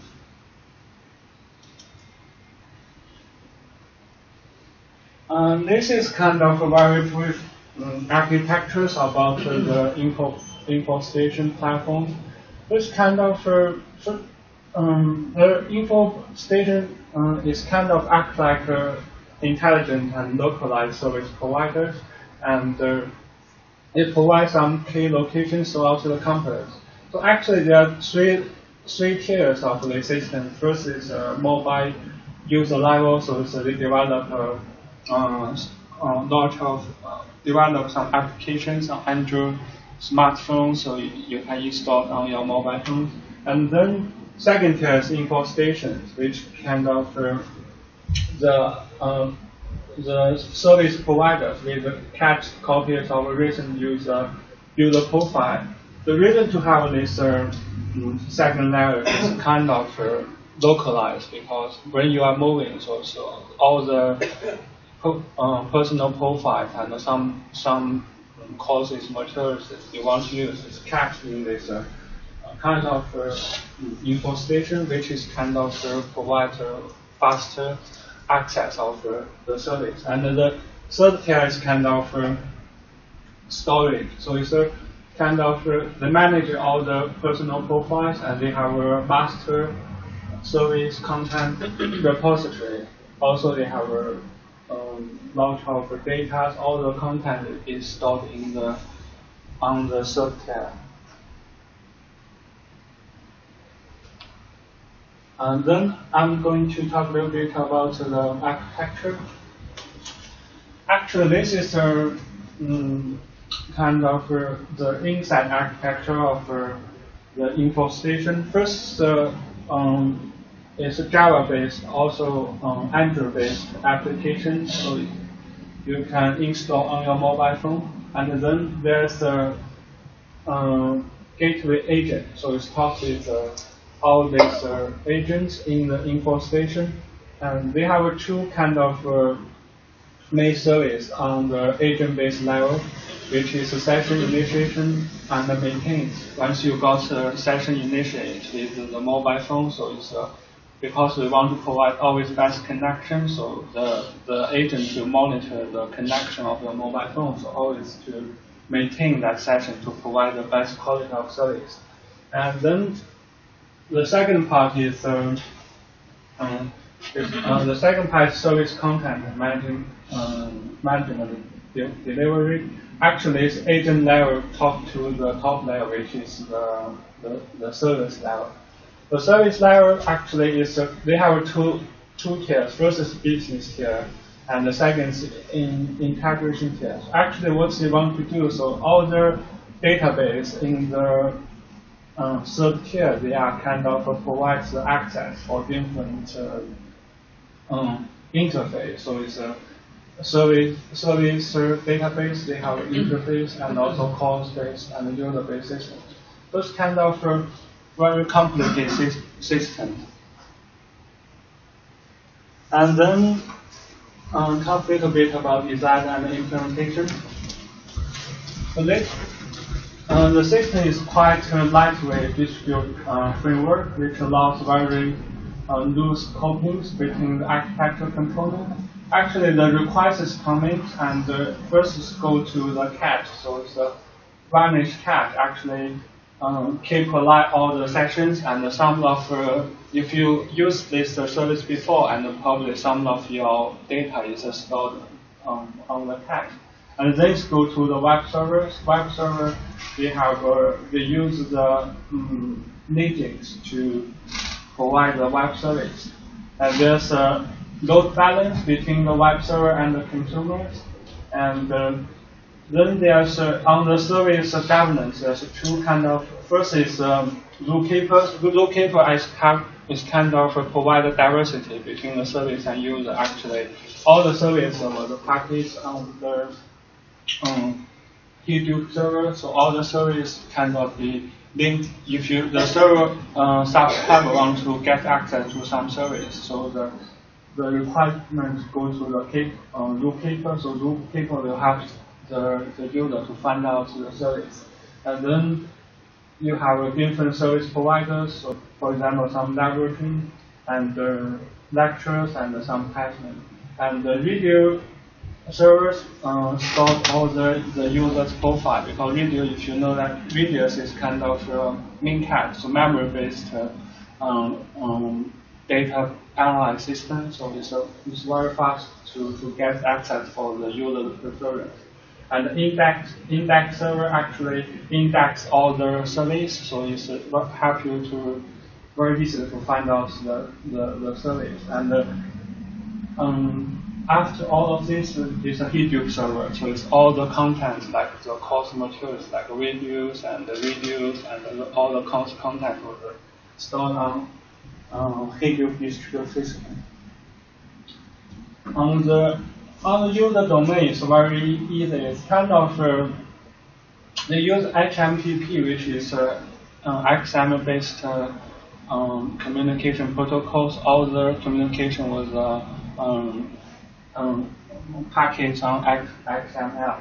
So this kind of diagram gives you some general idea about how this application working on the user side.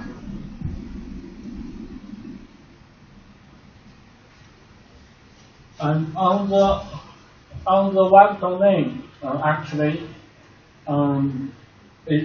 they want to develop loose layout system, so it's a kind of produce and consumer-based model is used for the service governance. Actually, it provides simple and over asynchronous and request response messaging functions with a remote procedure call machine. So the producer registers a service to the zookeepers, and when the consumer subscribes to a service, and the zookeeper will help the consumer to find out which is the best service from the server.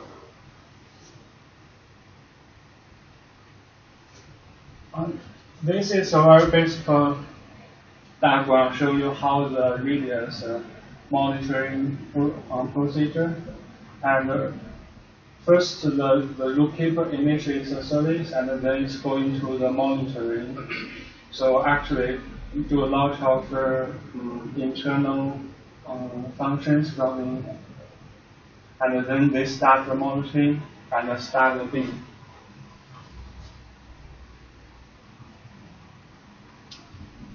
This is the final slide for the architecture. So this is how it works on the cloud domain. Actually, it uses lots of very latest technologies, like they use Kafka and Store and Hadoop distributed systems. So actually, all the data first going to Kafka, and then Store provides real-time processing, and went to Kafka again. So then go to Commerce, and then all the data is stored on the Hadoop machine. Finally, just want to present some very preliminary results. This is applications we developed on Android platform. So just give you some screenshots. So it's like once you log in, so you can find a different course, and there's some information we currently they're providing, and also you can track all your course and how many times you studied, and also your histories, and there's a lot of personalized service you can provide on the data on the app. This is some diagram about how this works on the web domain. So it's the number they give some diagram about the number of requests on the web domain. Finally, it's a cloud domain. So it's they did some tests on Hadoop server, and so it's a kind of 2 masters and 3 slavers, and they installed on the Intel machines. And this is some results about the number of messages sent over time. So it's for different nodes. Finally, its conclusion. First, this paper they show some improved design and implementation of a service client and service information-based handling systems. Also, the paper shows the architecture based on 3 domains. First, the mobile user domain, and the web domain, and the cloud domain. And in the user domain, there are 2 applications developed, and on the web domain, so they have distributed radius clusters and also web application. On the cloud domain, they provide big data distributed computing, which is Hadoop, and also the data processing environment. So this kind of very much, and it's kind of very systematical design about what they are doing on this kind of learning system. So thank you very much. Thank you. Any questions? That's all. Thanks. Okay. Well, thank you very much. Kind you because you're a presenter, you are not talking. Yeah, I can't. Otherwise, you ask you difficult questions. Yeah. So it's time for our final speaker for today. He's going to talk about mobile payments. Compared to that you are not faster, you did very well. Yeah, I can try to take 1 or 2 questions, but I'm not. Yes.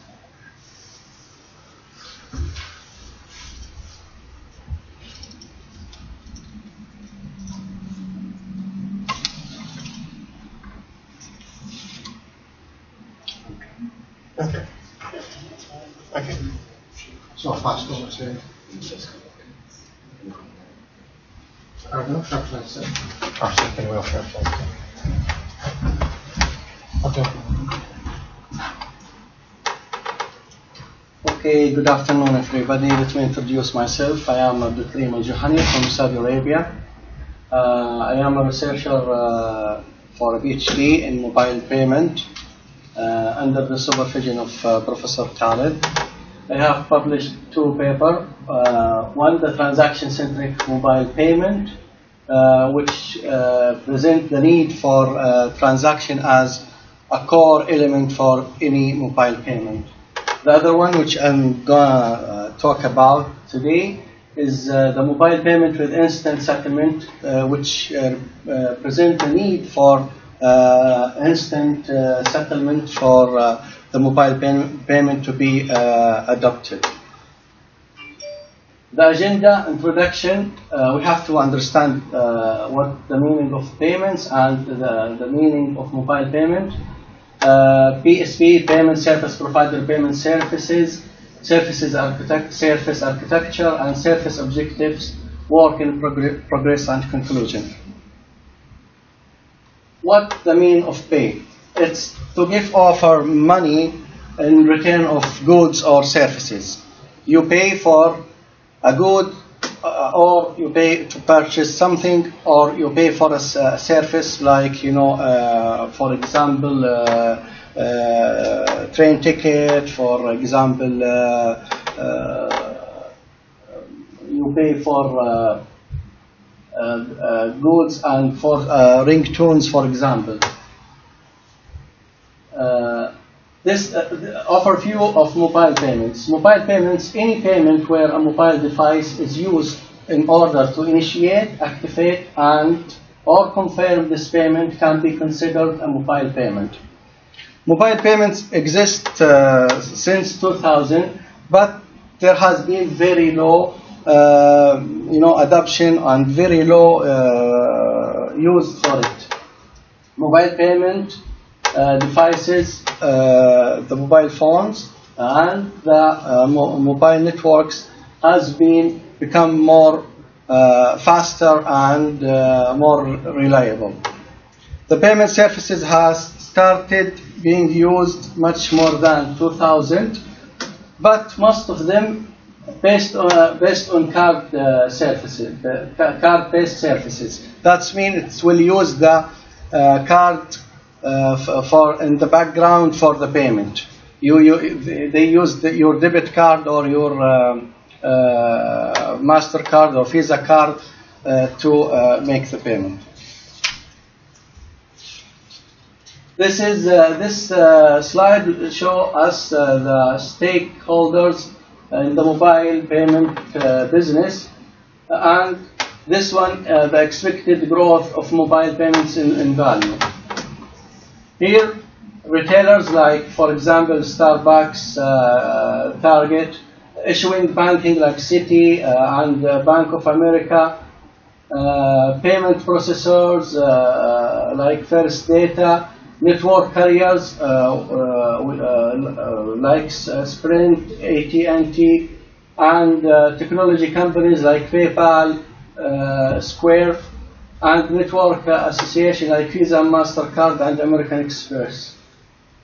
And you see here the growth is here the number in millions, and you can see how much is becoming. They expected to come in 2017. Mobile devices provide access to the payment services, and it has been used in many different ways. The first one, mobile payment as a point of sale, where you tap your mobile to the point of sale, and in the background, your credit or debit card will be charged. Another used mobile as a point of sale when you connect a reader on your mobile and you just swipe your card, or another way by tapping device to other device using the NFC technology. Number 3 is direct carrier billing, payment made to the merchant by user are charged on her or her periodic bill that you make the payment using your credit on your bill, your phone bill, or your operator bill. Mobile payment platform like PayPal and Amazon, which is the independent PSP. Closed loop payment, which is designed for specific use for a specific company. A good example for that is the Starbucks application, when you scan a barcode and pay for Starbucks products. Depending upon the actors and their roles in mobile payment service provision, four distinct models are there. The first one is the bank-centric, where the bank play the role of provides the mobile payment functionality and taking the risk of the financial risk. The other model is the operator-centric, where the operator replace it is similar to the bank, but the operator replace the bank place. The third one is the collaborative model, where collaboration happens between the MNO and banks, and all of them share this service.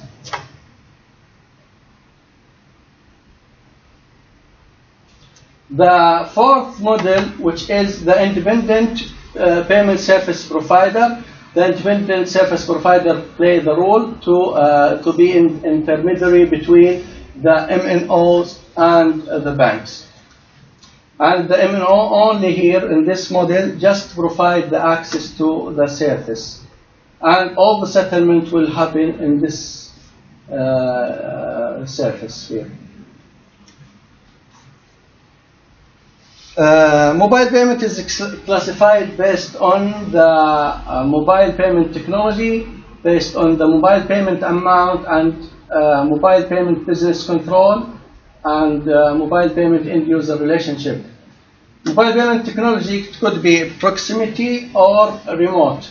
That's the technology used to access the service. It is a contactless like NFC, or remote like using USSD or WAP, SMS, mobile, broadband, and SIP. And here there is some example of commercial deployments for this kind of payment. Mobile payment amount, is it macro, like online retail purchases, or micro, like vending machine and parking, cinemas tickets, peer-to-peer, etc. Mobile payment business control, who controls the business or the service?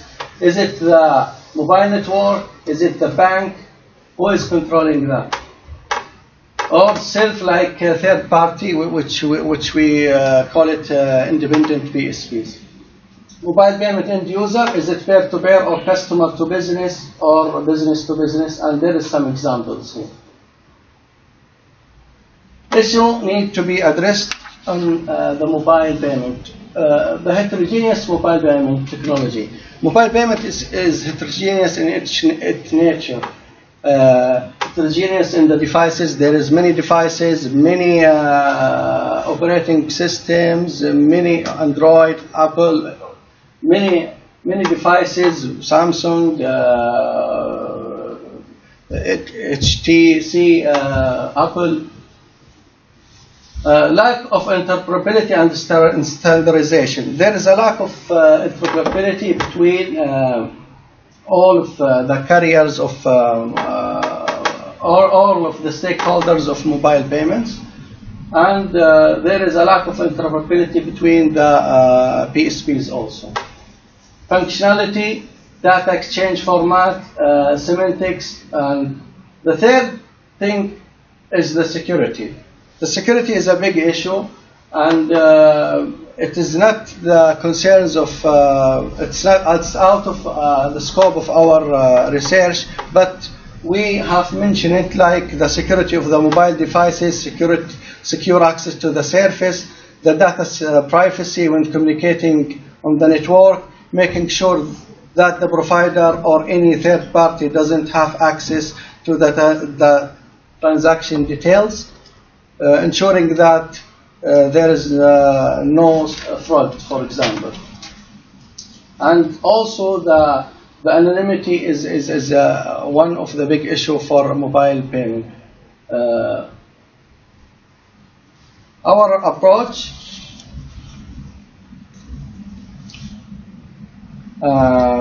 having decided the approach of the problem, we look at the payment. Yes, we approach the problem by defining.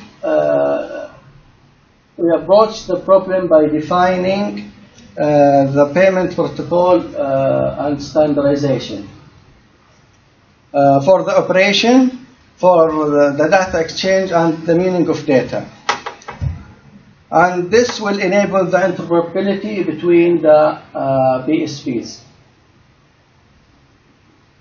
The protocol operations are defined over formal service architecture for integrated payment services. The service architecture will provide the functional component of the payment service and the interaction between them. And here we first define the service architecture, and then we are going to approach the design for the protocol.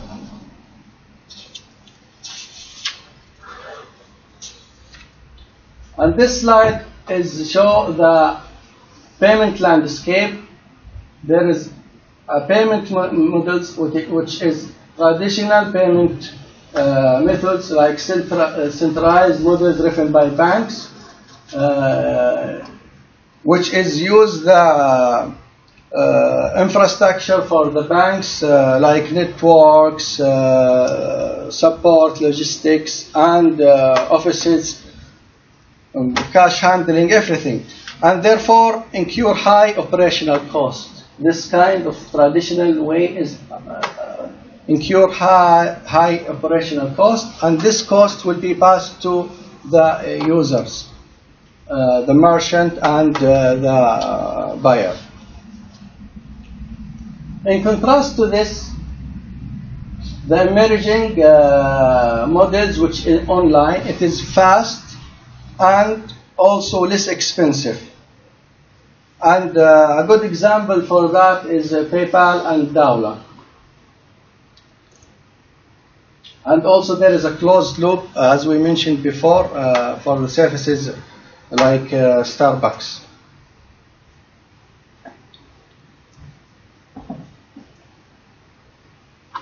In the EU regulatory authorities have accepted the need for the third party or independent PSP, which are non-bank financial institutions. And also recognition and acceptance of alternative like cryptocurrencies. A good example for that is Bitcoins. Is there, but it needs a lot of regulation to be accepted as a solution. Another example is a PAM. Payment Council at UK started service called PAM, which provides a facility for peer-to-peer mobile payments using a receiver's mobile number.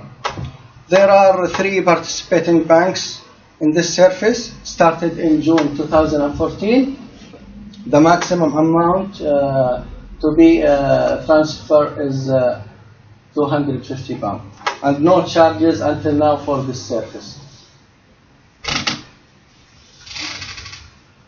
What we want to look at, emerging models are catching on because low cost to user. No cost to user because the user using his device, not using the point of sale, for example, for the company, or no extra cost for the companies. They use the online services, not like the traditional. No interoperability between the emerging providers. Our focus how to enable interoperability between providers. It is possible to avoid using currency. That means we will use the e-payment instead of cash payment. Long-term perspective, the context of smart cities, most services will be on demand, so that you don't need for long-term subscription. You just pay for the service that you need or you use. So that this need a fast and reliable service for the payment. Scope, our focus will be in retail payment because it is high in number of a transaction and low in the total value. And also will be targeted the low value payment because it will be an intention it will be replaced for the cash payment. Target the cash payment, can we eliminate the currency to extend possible. It will be account-based payment because user familiar with the account-based services. It's also easy to manage, easy to update. No alternate currency. We didn't use alternate currency, for example, bitcoins here, because we are using account-based payment, which gonna be charged before using. Real-time instant settlement. The payment will be in real time. That's mean instant settlement. That's mean the money will be ready to use by other user after the transaction happen. On the same time, low cost to user.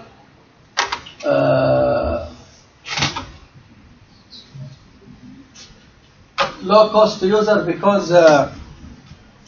because it is it's not like the traditional way. It is it will be online.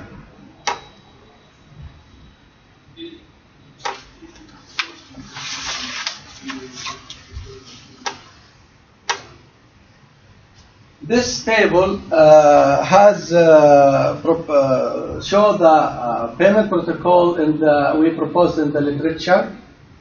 As we can see here, since 2004, number of communication technology, the communication technology has been used is increased. Also, the number of targeted devices also increased here, and also the protocols coming back to the concept of client and server services.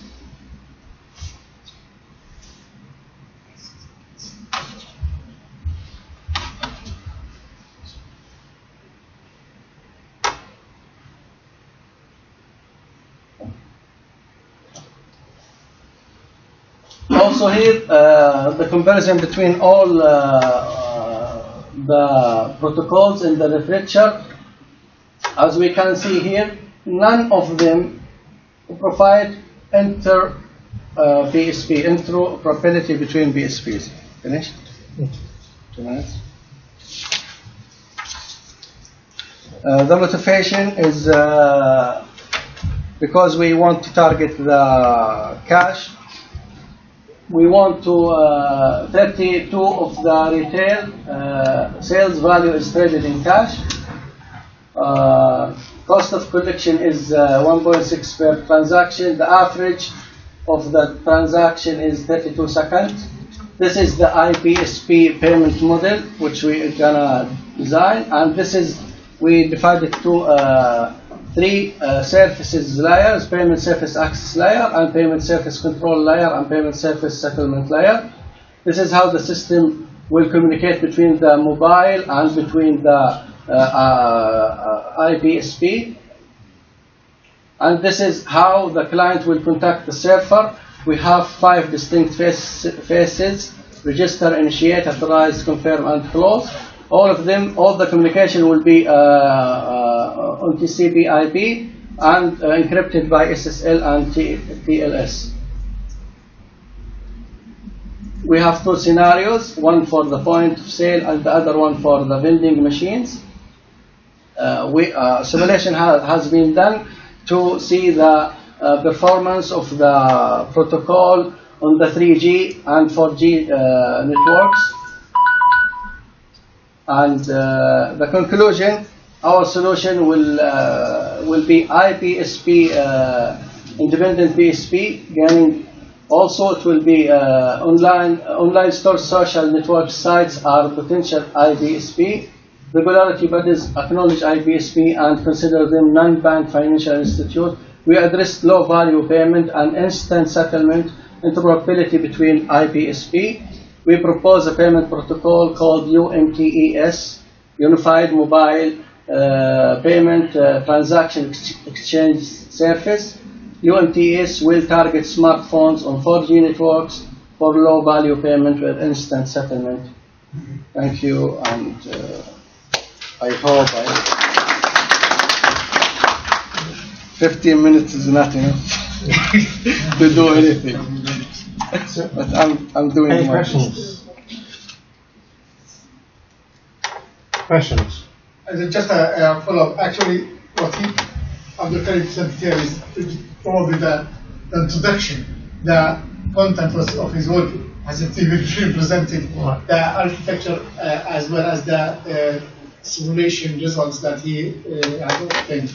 Probably he just stuck to what the paper he wrote 6 months ago. Right. So, in terms of things like protocol development and interaction with the banking industry and with the mobile industry, is that part of the ongoing work? So, you know, for this to be rolled out into smartphones, smartphones have to be accredited payment devices, the same way credit cards do. So how do you envisage getting the protocol implemented in a smartphone, and then those smartphones accredited as payment devices? Actually, we have, we mean by interoperability, that's the money could be transferred between 2 different PSPs. The merchant or the payee are registered with its PSP, and the buyer are registered with its PSP. Our system will enable 2 different PSPs to transfer money instantly from 2 different users, using the mobile network to provide access to the service. Right. Okay, using the TCP/IP protocol. Also, all the communication will be encrypted. No direct contact between the payee and the buyer, except when the buyer tap his mobile phone to send his information to the. All the payment order will come first. The payee will take the information of the buyer and send it to its PSP. The payment order will come from the PSP to the buyer PSP, and then the buyer PSP will accept the payment, and everything will happen in just 1 click payment. let me just follow on that. Actually, totally agree with you. There's no way for academic group to propose a fully system that TSL take and implement. This is a framework within the contribution will be transaction processing protocol. So actually it will be not the system as such, but a new protocol with which you can basically send messages that carry transaction information, and this these messages can, with appropriate APIs yes. at different organizations that process payment, to allow them to exchange that transaction information. Yeah. I mean, I said that, and I think this is nice work. There was a presentation or a workshop in Etsy in July on M-payments, and there's a huge amount of industry interest in this. So with the finance industry, the mobile telecoms industry, the retail industry are all working very hard on this. And my concern is this might be very good work, but there are $1 trillion corporations out there working with it, and so the value for the long term beyond the academic work is in making sure that wider industry is aware of it. We have contracts with one of the companies that provide platforms for mobile payments. I don't know if there's also an EU directive on M-payments which is coming into force now. Yes. Which there could be useful input to, which again be worth getting in touch with. Well, for academia, as usual, it's the hard bit is not to find the clever things. Yeah. It's how to get these clevers interact with an industry, and this is a challenge. But I think what Abdul Karim attempted to do in this work is try to put his work into the context of a big complete system. We checked with a number of key players. One of the real problems in most of them that there are organizations providing payment systems, but you have to be holding the card or the system that the retailer is providing, so you have to buy a card for them, for the system. To allow cross provider payment is a challenge, and the reason for that is there is no protocol that allows them to exchange the transaction information. For example, PayPal, if you have a PayPal account, you cannot transfer money to a Google account. Yes, this is why we mean by there is no interoperability. Yeah.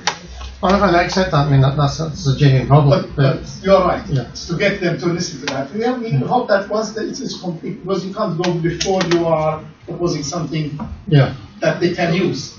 As long as, and we did the simulation now, the scenarios, and we hope once we get over this, through my connections, I can try. So I'll send you the link to that. There's going to be another M-mobile workshop, M-payment workshop, either late this year or early next year. So it's worth getting an invite to that to present this kind of stuff. Thank you. Okay. Any other questions before? Thank you very much. We close the session. So thank you again. Thank you.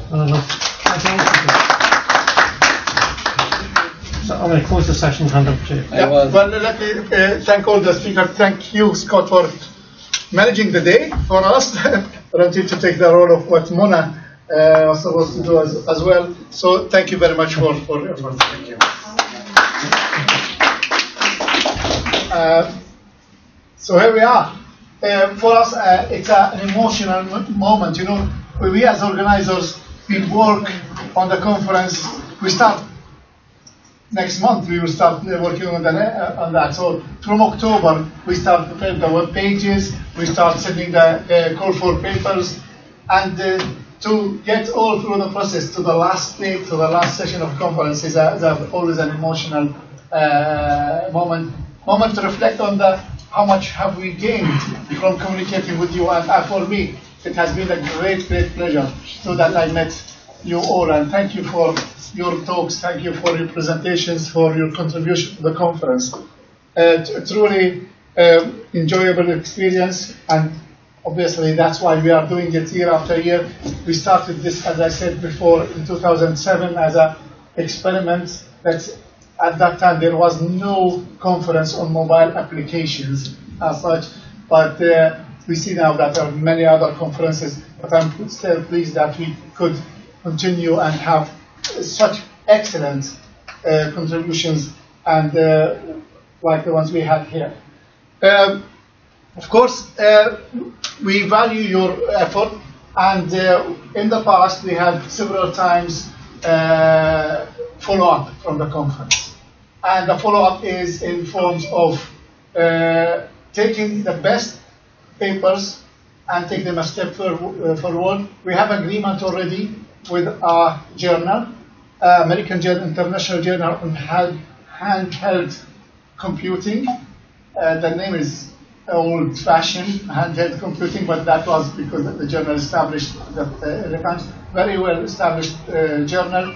We published 10 papers from past conferences in this journal, very high impact factor, so for academic publications, quite a very relevant journal.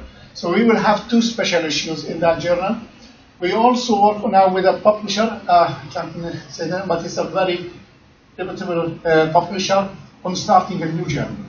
So we will start a new journal. So from the experience we learned from doing this conference, as well as from myself, I've been associate editor as well as editorial board member of many journals. So we'd like to start a journal, and we will select some papers from this conference to be part of this, at least the first issues of the journal. And I promise it will be a journal that will have a high quality, and we will hopefully maintain this. The publisher will be a reputable, as I said. So a lot of plans, and I hope that we will continue to make this conference a forum that people can come to and learn and enjoy. Enjoy is important, and that's why we choose places, nice places. This brings me to the next conference. In many situations, we announced the next conference, but this year there are some still small questions because we have nice proposals. But in 90% of likelihood, we will visit the other famous city, academic city in the UK. We will move into Cambridge. So the next conference, the NGMAST conference, probably will be in Cambridge. This might change in the next come because we are getting really excitement from people who would like to host the conference. I have some indication from Finland, from Cyprus, maybe Italy. So we will evaluate these proposals and see what's the response. But unless something really extraordinary happens, we are hoping that to have it in Cambridge as well. Because I think you all agree with me that the city where you have a conference also gives good, nice experience for the participants. So that's it from us. Thank you very much again. I'd like again to thank my colleagues who helped making this conference truly well organized. And just before I forget, we achieved 100% what's called no-show principle. So as you noticed, all presentations that were on the program have been presented. So I thank you very much, and that's a fantastic achievement. The last thing we hate usually when we go to conferences that you go to a session expecting 4 talks and you get 2 because 2 presenters. So that's what the reason for this email I send usually a week or 10 days before the conference to make sure that we filter those people who do not or cannot come, so that to make sure that the experience we have in the conference is a full experience. So please forgive me for the language I use. It was a harsh language, but it's from years we try to make sure that for the people who come, the experience is full and complete. Again, thank you, team. So stand up for that. They are the ones who made it happen. Thank you very much for your fantastic work. And thank you all for coming and staying with us to the last minute of the conference. Actually, I always call people who are staying to the last session the heroes of the conference. So you are the heroes of the conference. Thank you for staying. the best way of finishing a conference is lunch. So let's go and have lunch.